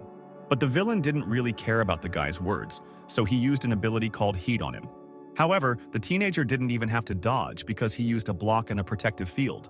Thanks to the abilities that Lin had copied earlier, he was now able to give at least some resistance to the attackers. But even with the use of two forces together, the young man could not resist the blow of the criminal. The boy understood that if his opponent hit him in all seriousness, he would not be able to withstand it, and Luan did not have enough points to bite. The guy avoided the blows as best he could because he understood that if something happened, it would be very painful for him. And then a cat named Strelka exploded behind the attacker, which turned out to be an unexpected move for him. And then the boss told the villain not to stay long, because the teenager was deliberately stalling for time. And while the man was dealing with the leader, Luan was able to disappear from view, which caused even more trouble for the criminal. It seemed to the attacker that the guy decided to hide upstairs, so he struck the trees. However, there was not a student there, but another shadow cat, from which the noise came. And while the man was distracted by the cat, Luan decided to stab him from behind while he had the opportunity. Finally, the young man made it clear to the attacker that he was going not only to stall for time, but also to defeat the criminal. But, unfortunately, the teenager's blow was not enough to defeat the villain, so the attacker then pushed the boy away from him. And then Lin heard the voice of his mentor, who said that it was too early to think about victory, because now it was much more important to gain time, and then victory would definitely remain with the heroes. And although the teenager understood this, he still wanted to defeat the villain, noticing that he needed less and less points to bite. The student realized that the number of points required for capture is determined by the enemy's vitality, and therefore it can decrease if the vitality drops. The young man understood that if he lowered the attacker's points a little more, then he would be able to use the power of capture on him. The mentor noticed the persistence of the hero, who could gain even more time than expected. And while Luan tried to stall for time, Lu Qin was able to completely cure the worm, which was already ready to continue. Shilili and other operatives were already rushing to help, however. They met someone on their way. It was a detachment of those who attacked the building. They blocked the path of our fighters. One of the hooded strangers, apparently the leader of the squad, told Lily that entry here was prohibited. Meanwhile, the examinees looked up and one of them shouted in panic that the worm had recovered. The guy controlling the worm laughed and said that it happened because he was inattentive. But this will not happen again because he will guard the worm, and in 5 minutes they will all be under his control. The old man heard this speech and lowered his eyes, realizing that they were late. Meanwhile, Luan continued to fight. He fell to the ground, burning from the previous attack. At this moment, Lu Qin raised his head to the sky and ordered the worm to begin its attack. However, nothing happened, and the worm began to make strange sounds similar to the sounds of pain. Lu Qin approached and saw a strange silhouette in his pet's stomach. He realized that there was someone there. Luan shouted that the time had come and ordered Griffin to explode. At that moment, the shadow kitten in the worm's body exploded and the monster's stomach scattered, forming a huge hole. Lu King was furious because he had just cured his pet. Yang Mu grinned as he watched this. The old man called the guy a genius, because Luan managed to leave an assistant in the worm back then. The red-haired guy could hardly stand on his feet, but he was glad that everything went exactly according to plan. Zhao Chenlin smiled as she watched the fight, because the guy was not bad after all. Meanwhile, the unknown leader of the attackers was furious that their plans were being thwarted. As the fight continued, Luan received more and more punches in the face from his opponent. The man smiled because he understood that he was winning the fight. He advised the kid to surrender because he was no match for him. And Luan stuck to his tactics. He looked at the system window in which it was written that 1100 points were needed to capture. And now he had 1104. The time had come. The hero abruptly stood up and thunderclaps appeared around him. Luan activated his shadow step at full power. At the same moment, he ran at the speed of sound towards the enemy, who was confident of his victory. However, it is unclear from where another attack, not typical of his opponent, was directed towards Luan. The hero managed to stop in time and dodge her. An unknown person in a green cloak appeared in the air. The ardent guy immediately recognized him and said that he would figure it out himself. However, the unknown person did not answer a word. He then looked towards Luan and said in a rage that he had no idea how much he had ruined their plans. Luan raised his head and asked the unknown person to stop. He asked teacher Gu Yunxiao to stop. At this moment, the unknown man's eyes opened wide. He did not expect such an answer. Luan continued. He said that he did not tell Hao and the others that the killer was their teacher, because right now it is very difficult for them, and they could not stand it if they heard this truth. The man's hands were shaking. He told the boy that he didn't understand what he was talking about, and he didn't know who this Gu Yunxiao was.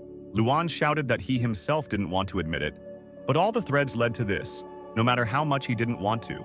Firstly, the teacher purposefully came to their school for half a month, although there were few of them there, which was too lenient for a person of his level, and all because it was near Vention that the decision was made to hold the exam. Afterwards, Lu Qin and other attackers kidnapped Hao's father, knowing exactly when he was not at work, and freely entered the exam site. This suggests that their accomplice was already there. Even when Luan discovered them, he first notified the teacher. But the night passed and reinforcements never arrived. The rats and mice that were part of the second round were brought under control, and they, very precisely in time, began to surround the examinees. And finally, the tower was captured, and the communication routes were blocked. And only one person could pull it all off with such ease. Only the commander of the security detachment, Gu Yunxiao, Luan's teacher, could do this. After listening to the story, the man smiled and replied that this was a very excellent chain of conclusions. But the guy was wrong. After all, Gu Yunxiao is dead. An unknown man personally strangled him with his own hands. Luan just looked pitifully at the man who was trying to hide the truth. The guy ordered Lala to show himself. At that moment, a cute black cat appeared from the chest of the hooded stranger. The cat jumped out and ran to Luan's feet, and the guy just watched it. There was no longer any point in hiding. The unknown person could not believe that he had been found out. He took off his hood and Gu Yunxiao appeared in front of the guy. He asked how long Luan had suspected him. Meanwhile, outside the exam site, a battle began. One of the support squad decided to use his hurricane ability. At the powerful streams of wind hit the unknown people. Due to a strong gust of wind, their hoods overturned and Lily recognized them. This was the association's 6th investigative team, Gu Yunxiao's squad. Lily started screaming and asking what they were doing here. Had they gone crazy? But a girl from the 6th group shouted that the entire association must die for what happened to Chao. Meanwhile, Luan asked his teacher to stop before it was too late. His teacher replied that the guy did not know anything, and they were only here to bring justice. That day in Chao, each of them lost their relatives. At that moment, an unknown girl flashed through the mentor's memories. He began to concentrate his power and said that he had been training for 8 years to kill those responsible for what happened, who were blissful in impunity. And that is why today they must take revenge on the association. We are transported back in time to an old dilapidated barracks, where a female voice asked the children if their test results had arrived. Little Yun Xiao boasted that he had the highest score in all subjects except physical training. But even this could be improved with the help of a reagent, so the teacher told him. The children's mother was happy for her son and asked his sister how her results were. The girl puffed out her cheeks and replied that she had lost her certificate. The brother immediately shamed his sister by saying that her grades were terrible, so she lost her certificate, to which the sister replied that in any case, she remained his older sister for 2 whole minutes. The brother and sister were twins, and at that very moment they began to fight to find out who was older, but their mother calmed them down. A little later, the mother told Yunming that if her brother continues in the same spirit, then there is a high probability that he will be taken into psionics, and the only problem is his physical abilities, which he can improve with a reagent. But it is very expensive. Their father left them a long time ago, and their mother was afraid that she would not be able to cope. The girl smiled and replied that she would quit her studies because, anyway, her performance was low and her education was a waste of money. She would get a job and help her brother with admission to the School of Psionics. And so it happened. The little girl worked at different jobs, she cleaned up the garbage, and in the evening her brother asked what she was doing that stinks so much. At one of her jobs, she washed the dishes at night, and in the morning she prepared breakfast for her brother, who told her that he was in a hurry, and the girl overslept again. At her 3rd job, she worked as a courier and carried an order in the pouring rain, and her brother later woke her up saying that she was lazy and it was time for her to get up. The poor girl was absolutely exhausted, but she knew what she was trying for.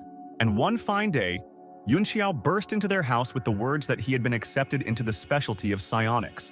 The guy was very happy, and his mother praised him for being a great guy. The brother leaned over to his sister and said that now she should understand who is better. Yunming replied that it was only because she did not go to the exam. Yunxiao confirmed her words and said that she would simply be wasting her time if she went there. The girl just silently looked at her brother and did not know what to answer, holding her hand in her pocket. The guy's uncle came into the family's house and asked if the guy really passed the exam. The mother confirmed that this was so, and they began to celebrate. Everyone around said that Xiao would become the strongest psionicist.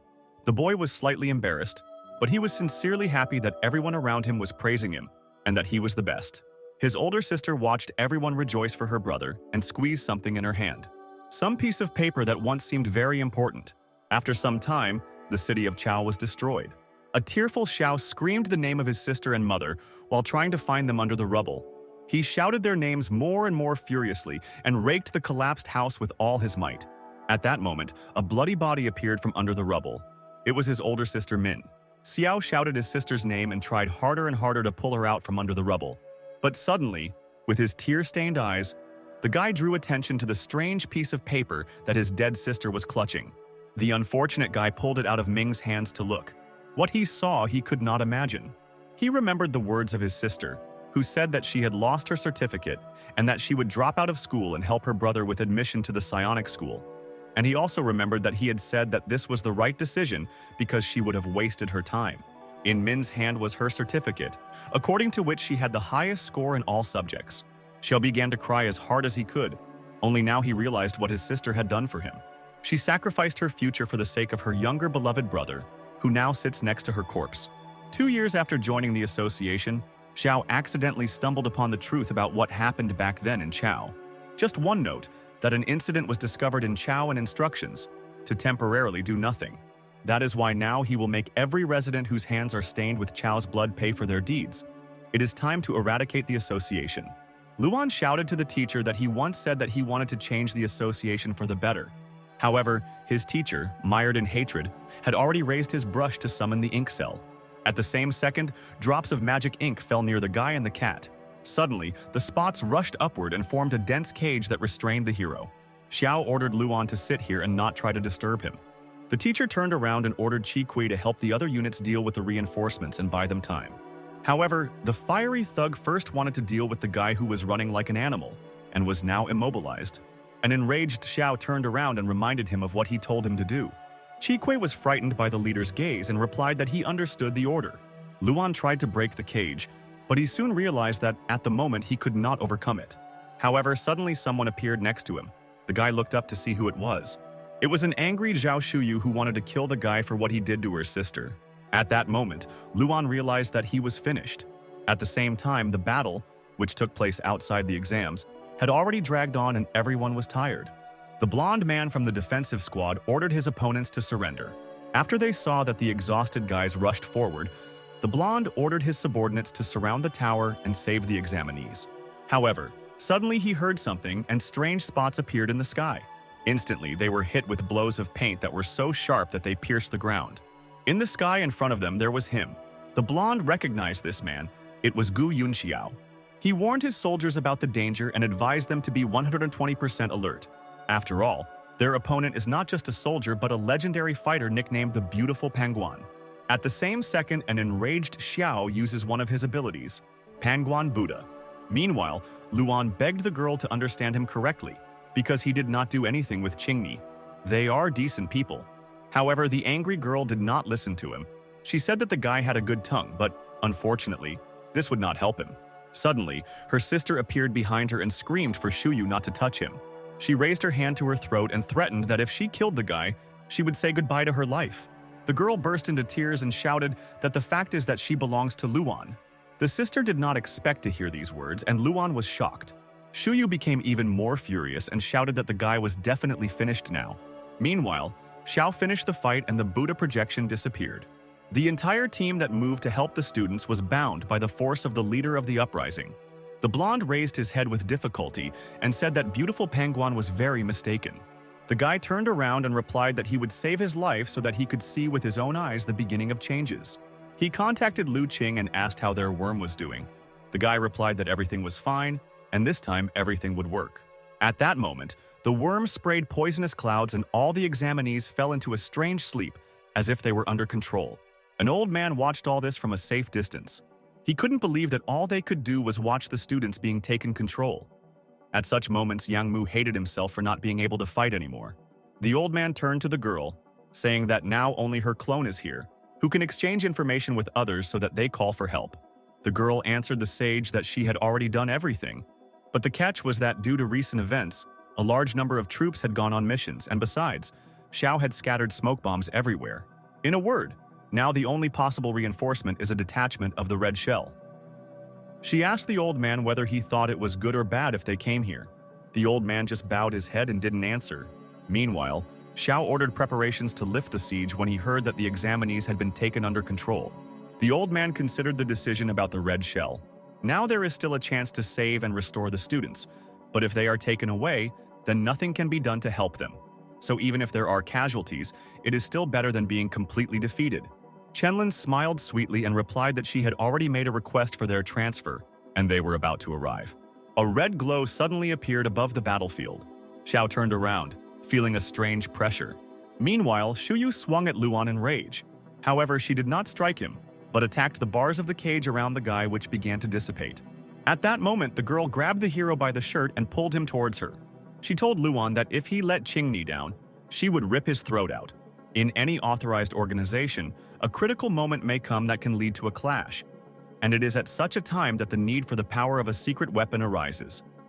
The red shells were precisely such weapons for the association, which exist not for the sake of fighting for justice, but for a specific purpose, and now their goal is to defeat 12 attackers. One of the red warriors said that the guys had examinees hostage. He wanted to know what they should do with them, to which the commander replied that he did not know about any examinees. Xiao raised his head up and heard an order to attack from unknown enemies. These were the red troops that hung in the air in front of the rebels. The blue-haired girl shouted to the commander that they could fight them together. However, the commander did not listen to her, and instantly his hand appeared in front of them. A rift appeared in front of the detachment, and they did not understand why the captain protected his detachment from himself. Xiao replied that their goal was to take the examinees away and fight the association even then, and not right now. So his squad should take the students along the planned route. In the meantime, he will delay the association. The commander of the Red Warriors asked the guy if this was his final choice. Suddenly, Chi Kui appeared and tried to attack the red shell and burn them all to ashes. But the ardent guy was intercepted by the huge hand of the commander Buddha. He threw him towards the squad and shouted that they must leave. This is an order. The Red Warrior said that Xiao is worthy to be a commander, and he will be a good opponent. If he had not helped Chi Kui, he would already be dead because this battle is beyond his abilities. The desperate rebel commander grinned and asked if it was too presumptuous to say so. After all, their battle is rather beyond the capabilities of the red shell. A huge blue spirit appeared in front of the red squad, emanating from the guy's body. Luan also noticed the teacher's huge Buddha projection. The guy remembered that he had a relationship with the old man and asked if he was still here. The old man confirmed the hero's words, to which the guy asked whether his teacher was a good or bad person. Yang Mu thought about it. This was a difficult question because everyone has their own reasons for doing things one way or another, and he did not want to evaluate Xiao's choice. Therefore, he decided to tell Luan Xiao's whole story so that he could draw his own conclusion. Once upon a time, there was a boy who was driven by a sense of justice and talent. Everyone believed that he was capable of becoming a hero, and if there was a flaw in him, it grew from his very birth. After all, this boy was born surrounded by poverty. The Buddha projection struck first. With his huge staff, he tried to reach the enemy. The commander said that the lovely Panguan is a worthy opponent and has amazing skills, but his weakness is the range of his attacks. After these words, he ordered the first unit to surround the guy. The Red Warriors pointed their hands towards Xiao, and a strange chain shot out from them. A chain with hundreds of knives from different directions flew towards the rebel commander with great speed. At the same moment, chains as sharp as rose thorns grabbed Xiao and immobilized her. The commander of the red shells said that now they would tear him to pieces.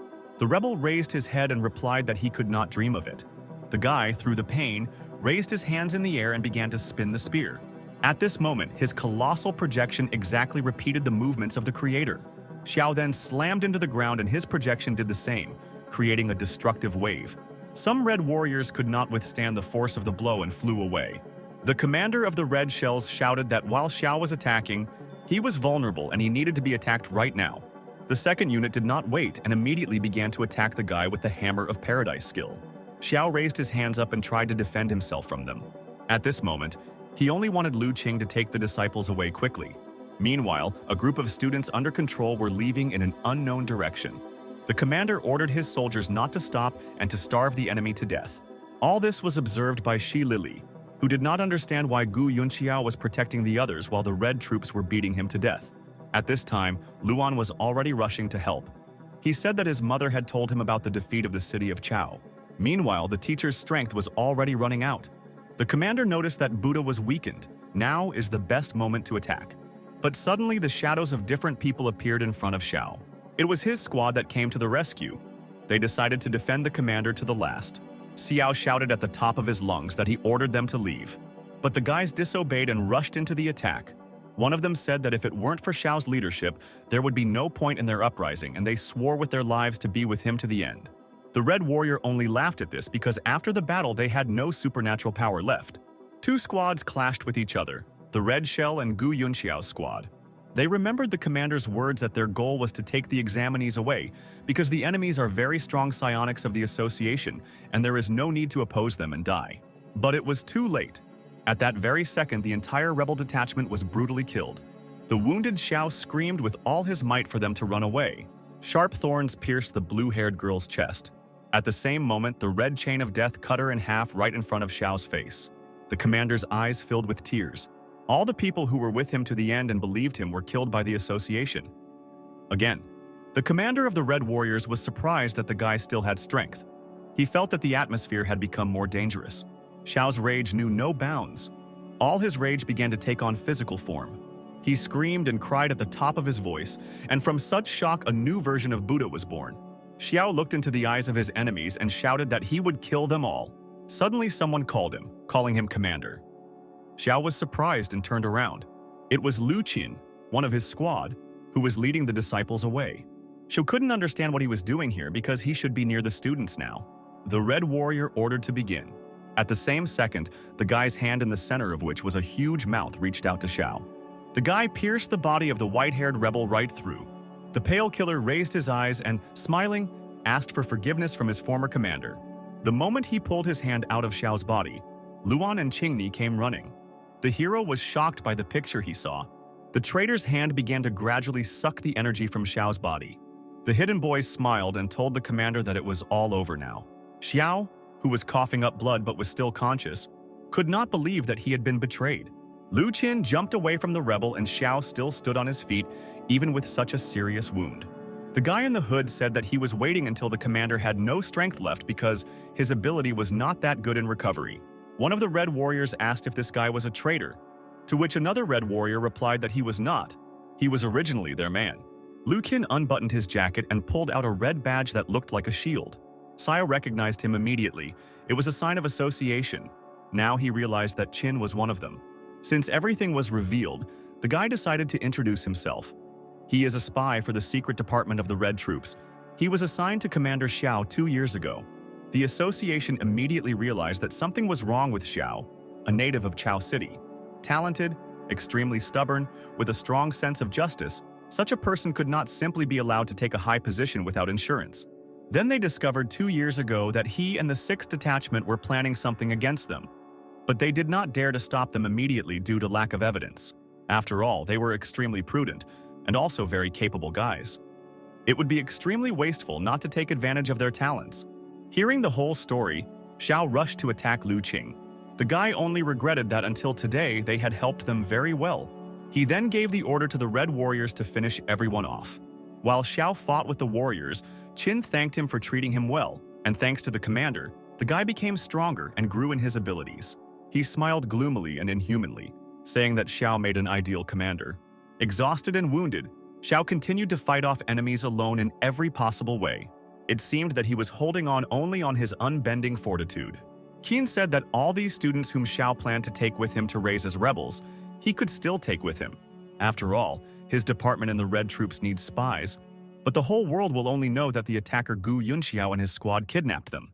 The words of the traitor irritated the former commander more and more. He used his internal energy and drove all the red warriors away. After that, bleeding, he rushed towards Lu Qing. However, the pale guy easily repelled the attack by piercing the rebel's chest. Indeed, in his current state, Xiao cannot resort to the face of Buddha, but his disciple is full of strength. Blood streamed from the man's mouth. Qin said that it was time to die and threw Xiao away. The fighter for justice crashed into the trees and then fell to the ground without any strength. Luan shouted the teacher's name when he saw him land. He, the cat, and the girl ran up to the dying Xiao. Luan couldn't believe what happened because his teacher was such a strong fighter. Someone in the distance ordered to finish off the rebel. Luan raised his head and realized that these were red warriors who were approaching. He looked at his teacher again and told him to be patient a little, and the guy would figure out how to heal his wounds. Suddenly, Xiao began to speak slowly, asking himself in a whisper if he was right. Tears appeared in the teacher's eyes. He asked if he had destroyed them all. His entire squad, which was loyal to him. She realized that until the very end he remained a simple fool. Drowning in tears, he told Luan that he repented. Qingni shouted that the troops were coming, and Luan told the teacher that he did not approve of his actions, but he was also disgusted by what the association had done. He remembered how the teacher looked when he said that if their world was not ideal enough, then he would do his best to change it. One of the red soldiers noticed the children and the rebel. Luan said that he would help him finish what he started and would walk his path in his place. The red warrior looked at Luan and asked who he was. Luan just looked at his sign which said that the enemy could be captured, and he took a bite. The guy got up from his knees and asked the girl to find a way to cure the teacher. The warriors realized that this guy was a student, but he heard their conversation, so he needed to be removed. At this moment, the system reported that copying was completed. Panguan Buddha, maximum level. Luan's hair began to turn from red to ashen. Then, when they became completely ashen like Xiao's, he said that instead of a teacher, he would turn the association upside down. The red warrior looked at the guy and did not understand what was happening. A red explosion of unprecedented power instantly formed at the place where Luan stood. Lu Qin, leaving with his red friends, heard something strange and turned around. He couldn't believe what he was seeing. Panguan's red Buddha stood in front of him. He couldn't believe that Xiao was still alive. Luan took the first step towards his enemies. The pale guy panicked and ordered his red warriors to capture and destroy him. And our hero, similar in appearance to Xiao, rushed towards Lu Qing. Luan shouted that his teacher was good-natured and left them alive, but he would not spare anyone.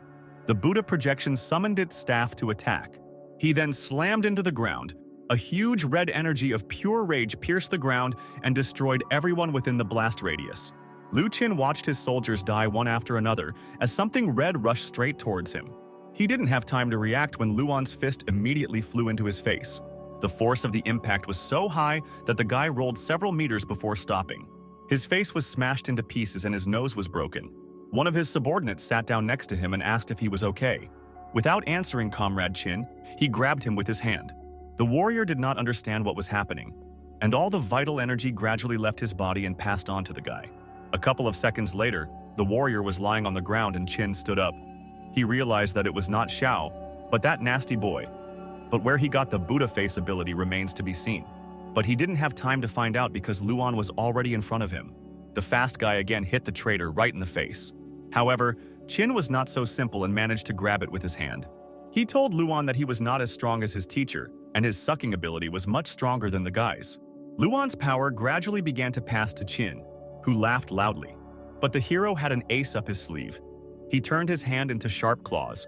At the same moment, he cut off Qin's hand.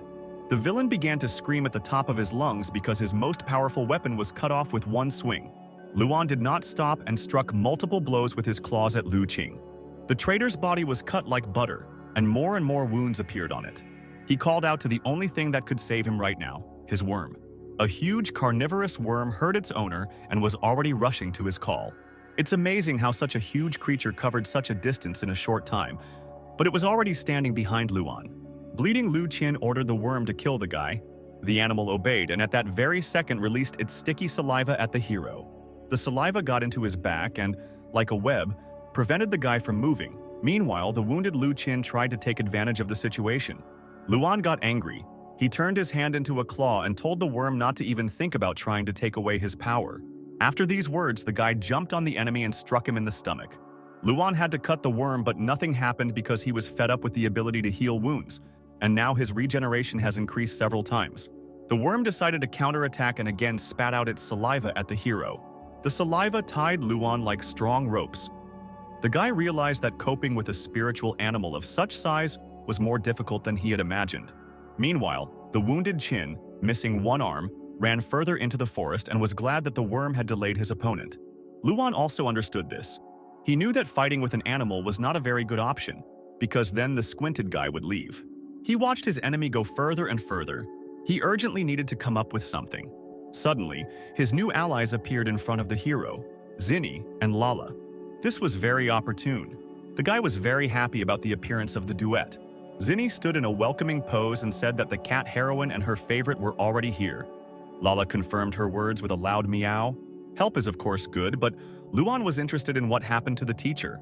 Zinni said that she and the cat are not doctors and someone else will take care of him.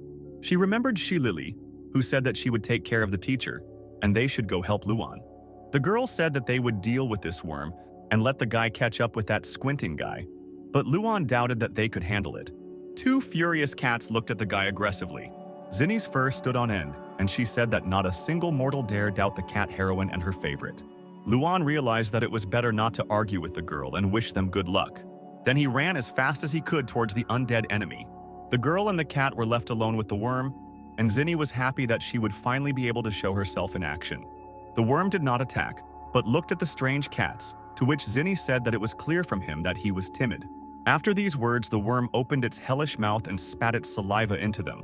The ferocious cat and her companion were instantly covered in sticky mucus. However, this did not upset Zinni. She told Lala not to be afraid because she would take care of everything. Suddenly, the girl heard a loud, furious meow, and Chinny immediately looked back. Standing next to her was not little Lala, but a furious, huge red beast. Zinni was in shock. The battle began, the worm attacked first and decided to bind our girls. But Lala was able to deftly dodge dangerous projectiles. Then the furious cat took advantage of the moment and attacked the monster with its claws. The cut went straight down the body of the worm. She did better than Luan, and the monster's body began to tear apart at the cut site. However, the worm did not stand aside and managed to grab Lala with its threads. At the same moment, the threads became covered with blue light. The worm released electricity through its saliva to hit Lala. However, Zinni did not stand aside and jumped towards the cat, ordering the worm to leave her pet. Kinney slammed her hand down on the worm's threads, but to her surprise, it didn't do any damage to them. The girl pretended that this was the plan and said that it was just a distraction. And now the real attack. After these words, she sent her ghostly spirits in the form of cats to the head of the worm. The ghost cats immediately hit the monster by exploding. Lala was saved from the monster. Zinni told her that this worm has rough, thick skin, and it will be difficult to control it, so Lala needs to do something about it as soon as possible. The fog from the explosion cleared and the worm immediately attacked the girl, not allowing her to finish speaking. The monster stuck into the ground and everything around began to shake, but our heroes miraculously managed to dodge.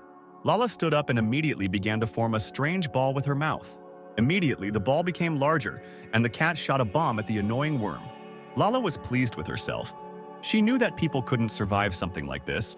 The huge body of the worm was covered with many wounds. Zinni was already rejoicing at the victory. She praised the cat and said that it deserved to be called her pet.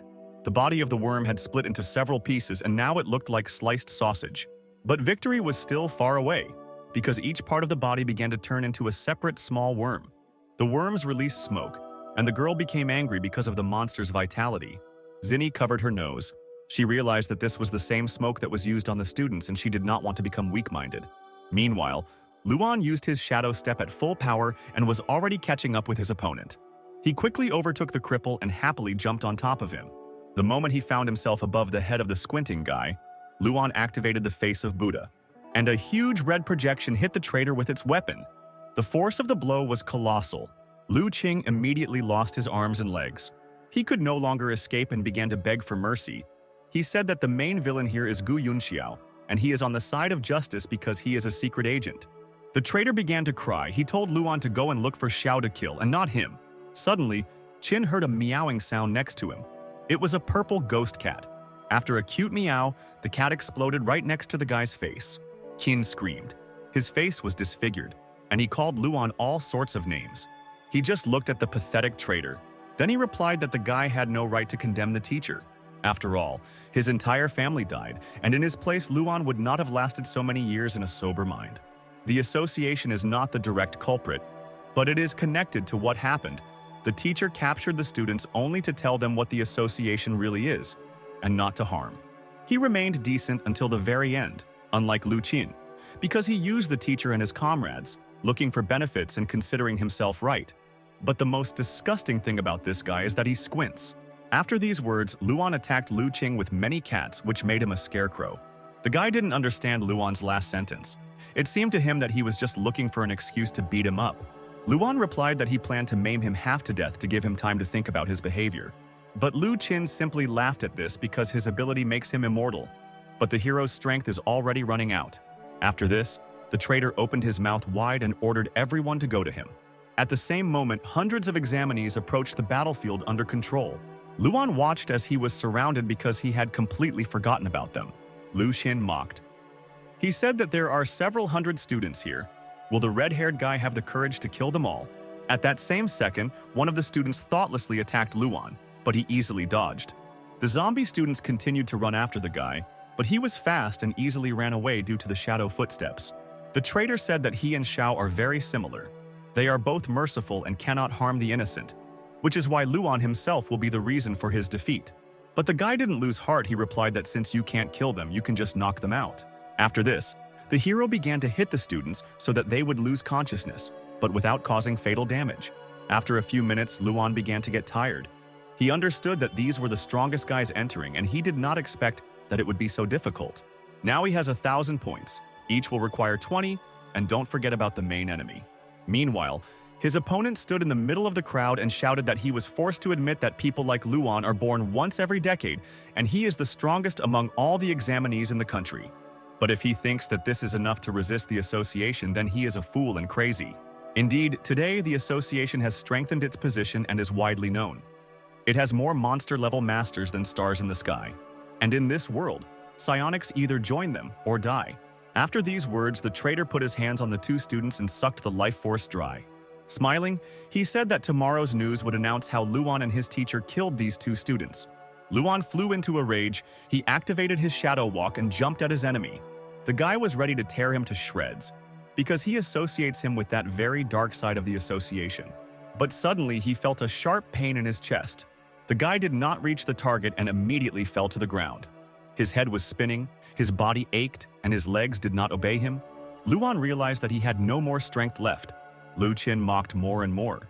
He said that the guy had been using his abilities for too long and had spent all his energy. After all, he lacked combat experience. The zombie students continued to attack the hero, but now he could no longer dodge them. Qin said that the winner is always right and no one will care about what really happened. The hero and Xiao will be forgotten very soon, branded as criminals, which they will remain for history. But he will become a hero who will be praised, after which Qin laughed very loudly like a true villain. He then ordered the disciples to kill the guy, at which point Luan became afraid. The old man and Deputy Zhao watched silently. The man asked the girl if nothing would change this time.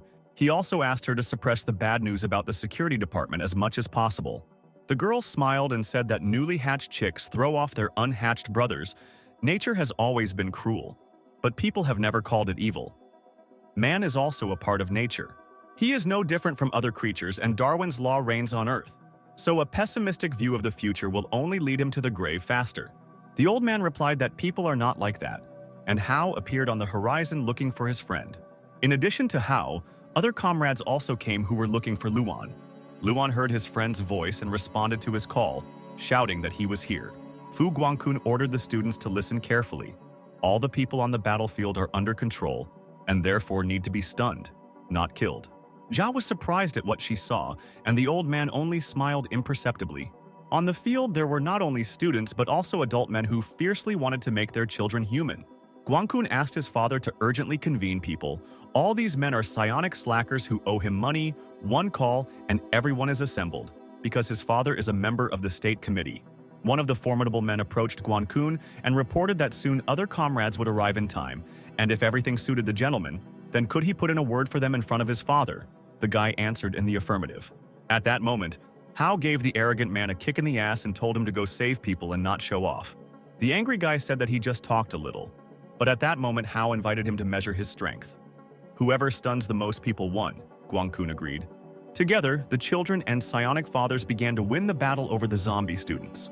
At this moment, the traitor, who a couple of minutes ago was rejoicing at his victory, realized that the situation had turned not in his favor. Hao, who was holding one of the students, began to loudly call for his friend Lin Luan. The red-haired hero responded, and his friend was glad that he was still alive. Luan asked why he returned, and Hao replied that he took his father to a safe place, and then thought about how to help his friend, fortunately. Fu Guangkun instantly managed to summon a gang of psionics. The friend also asked why Luan was so battered, but the guy said that there would be questions later because their enemy wants to escape.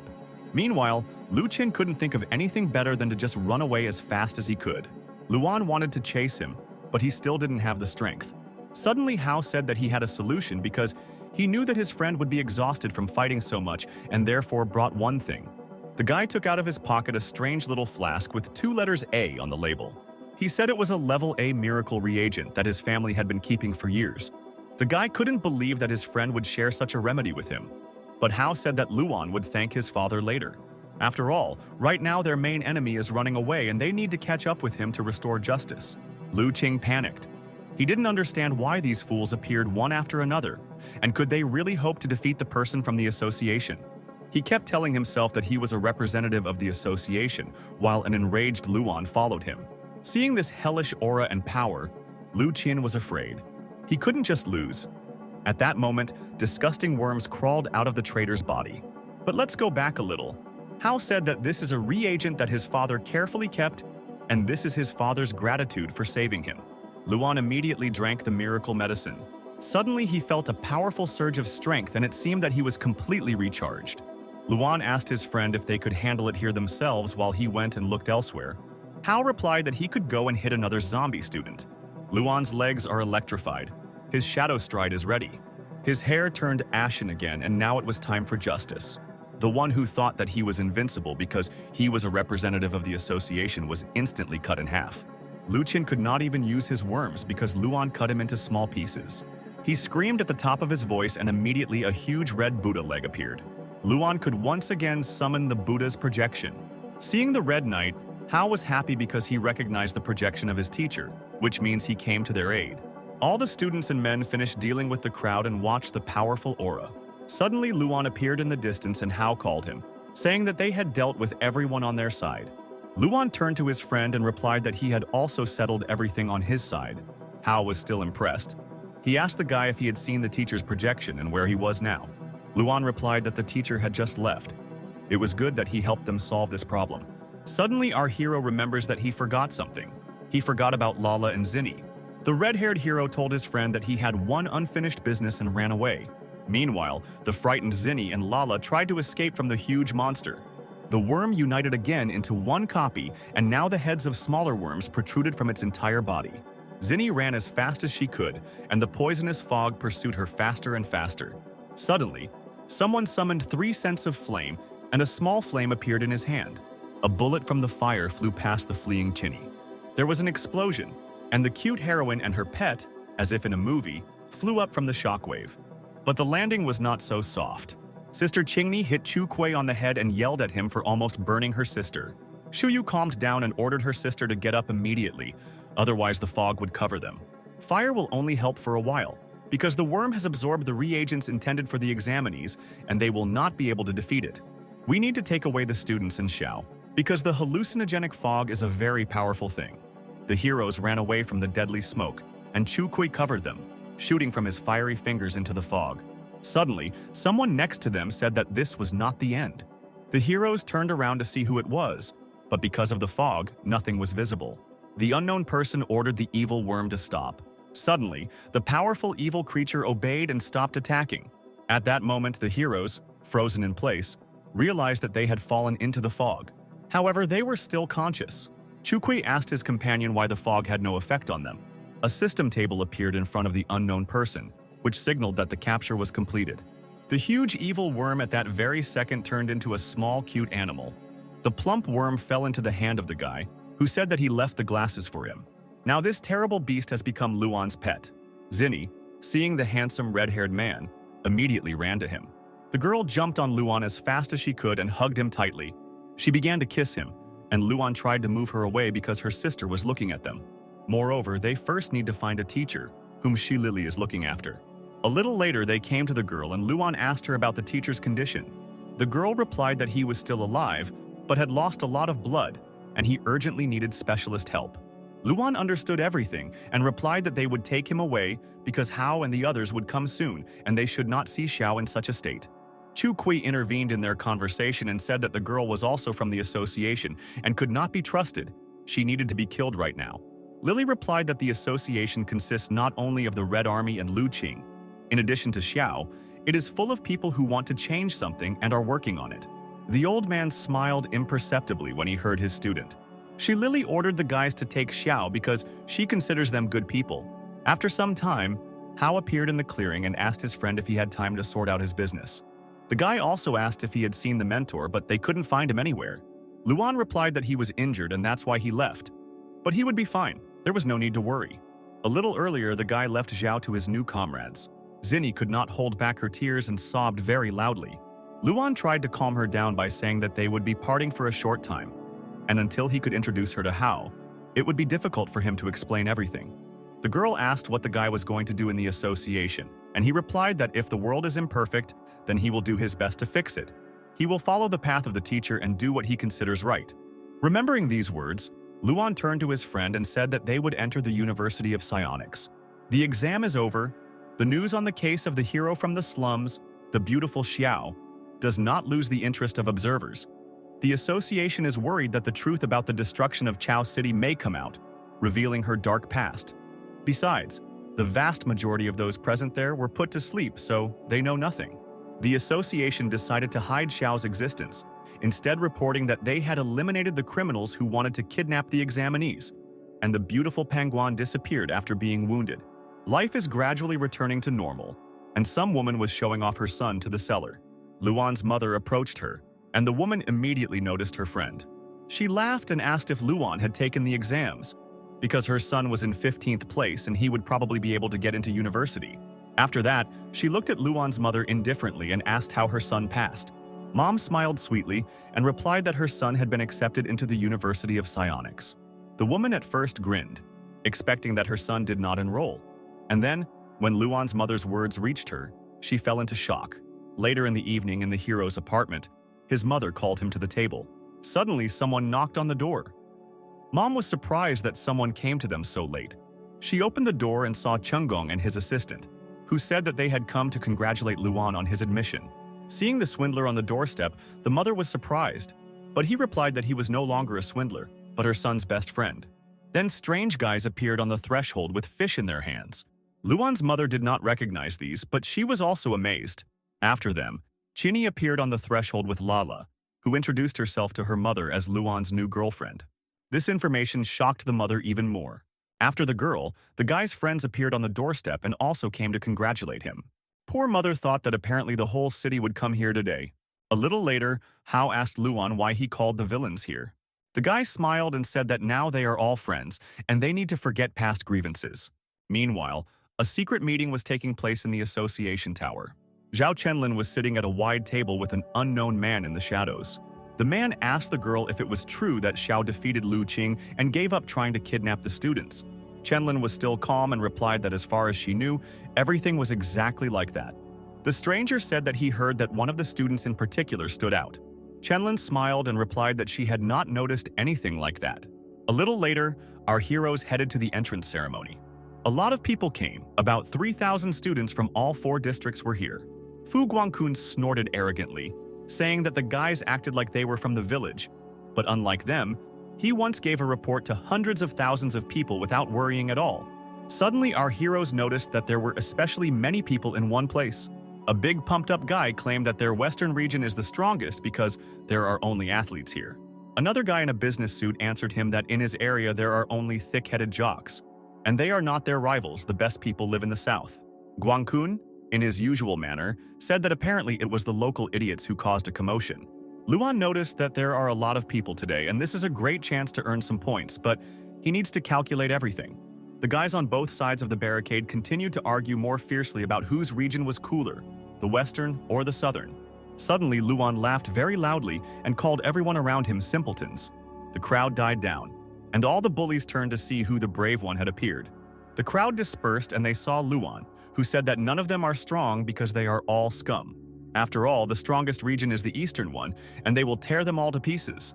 The blonde asked if this area was hypnotized, because of which the exam was never completed, and the association missed them all out of pity. The system reported multiple points gained due to hostility, which certainly made Luan happy. Suddenly, Luan said that this is all because there is an incomparable person in their area, capable of defeating 100,000 people in a second. Handsome and macho, sir. Fu Guangkun.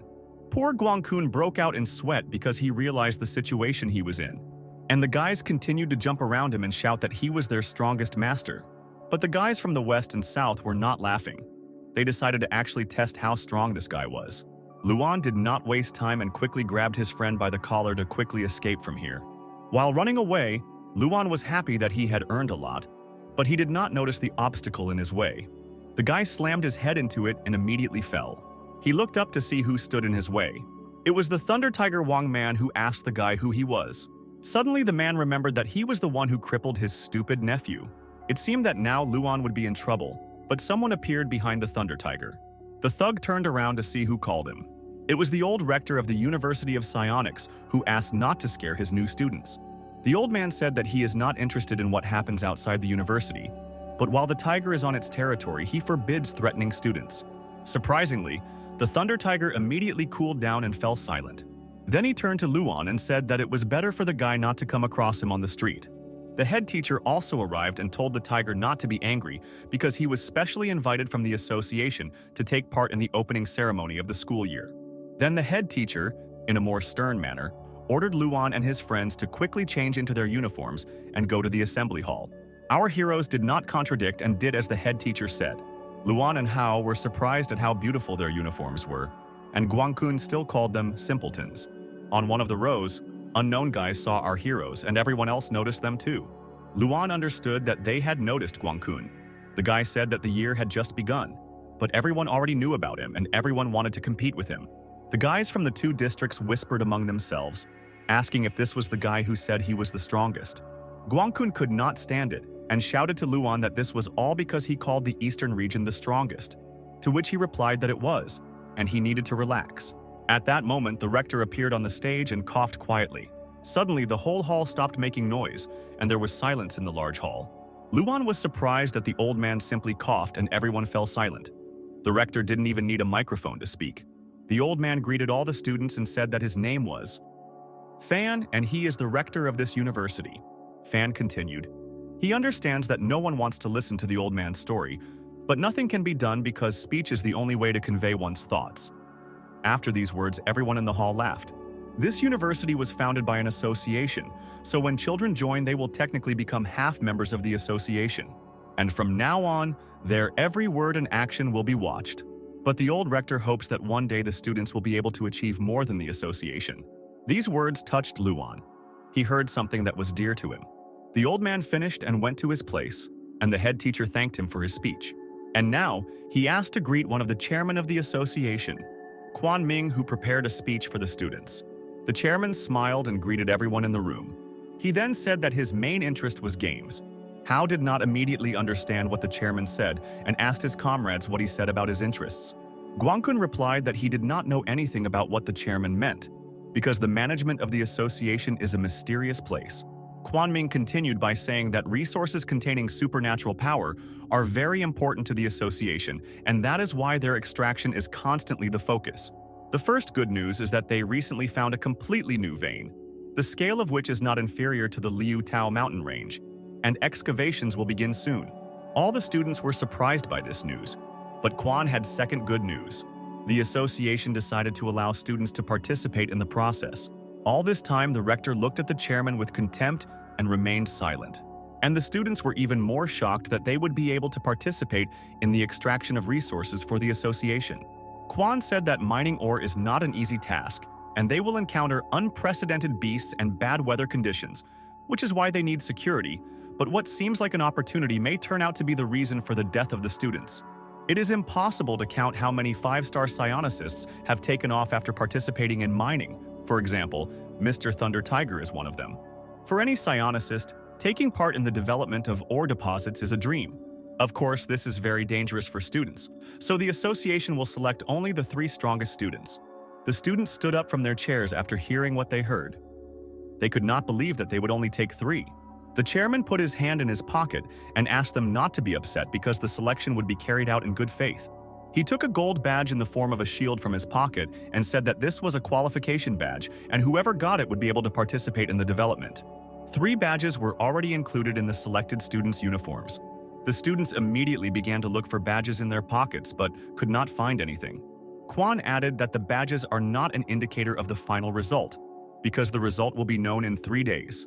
Now it became clear what games the chairman likes to play. He wants them to fight with their classmates. The students were not enthusiastic about such assignments, but everyone wanted to get involved in the development. Kwon said that now they would name the 3 students who received the badges and called the head teacher to help him with this.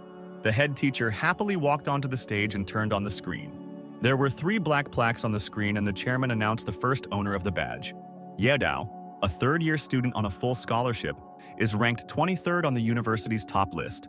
The second owner is Yan Gani, a third-year student, a member of the research group, and a weapons expert. There was discontent among the students because the badges were given to some monsters, and they would not be able to take them away from them. It was dishonest. Kwon immediately calmed the crowd by saying that the third holder of the badge was a first year. Luan was happy that the third guy would be among them. The chairman said that the third owner participated in the events of the attack by intruders during the examination. He was brave and resourceful. He promptly called the psionics who helped repel the attack of the villains. It was Fu Guangkun. Luan and Hao were shocked when they learned that the third owner of the badge was their friend. At this moment, Fu Guangkun realized what a deplorable situation he was in.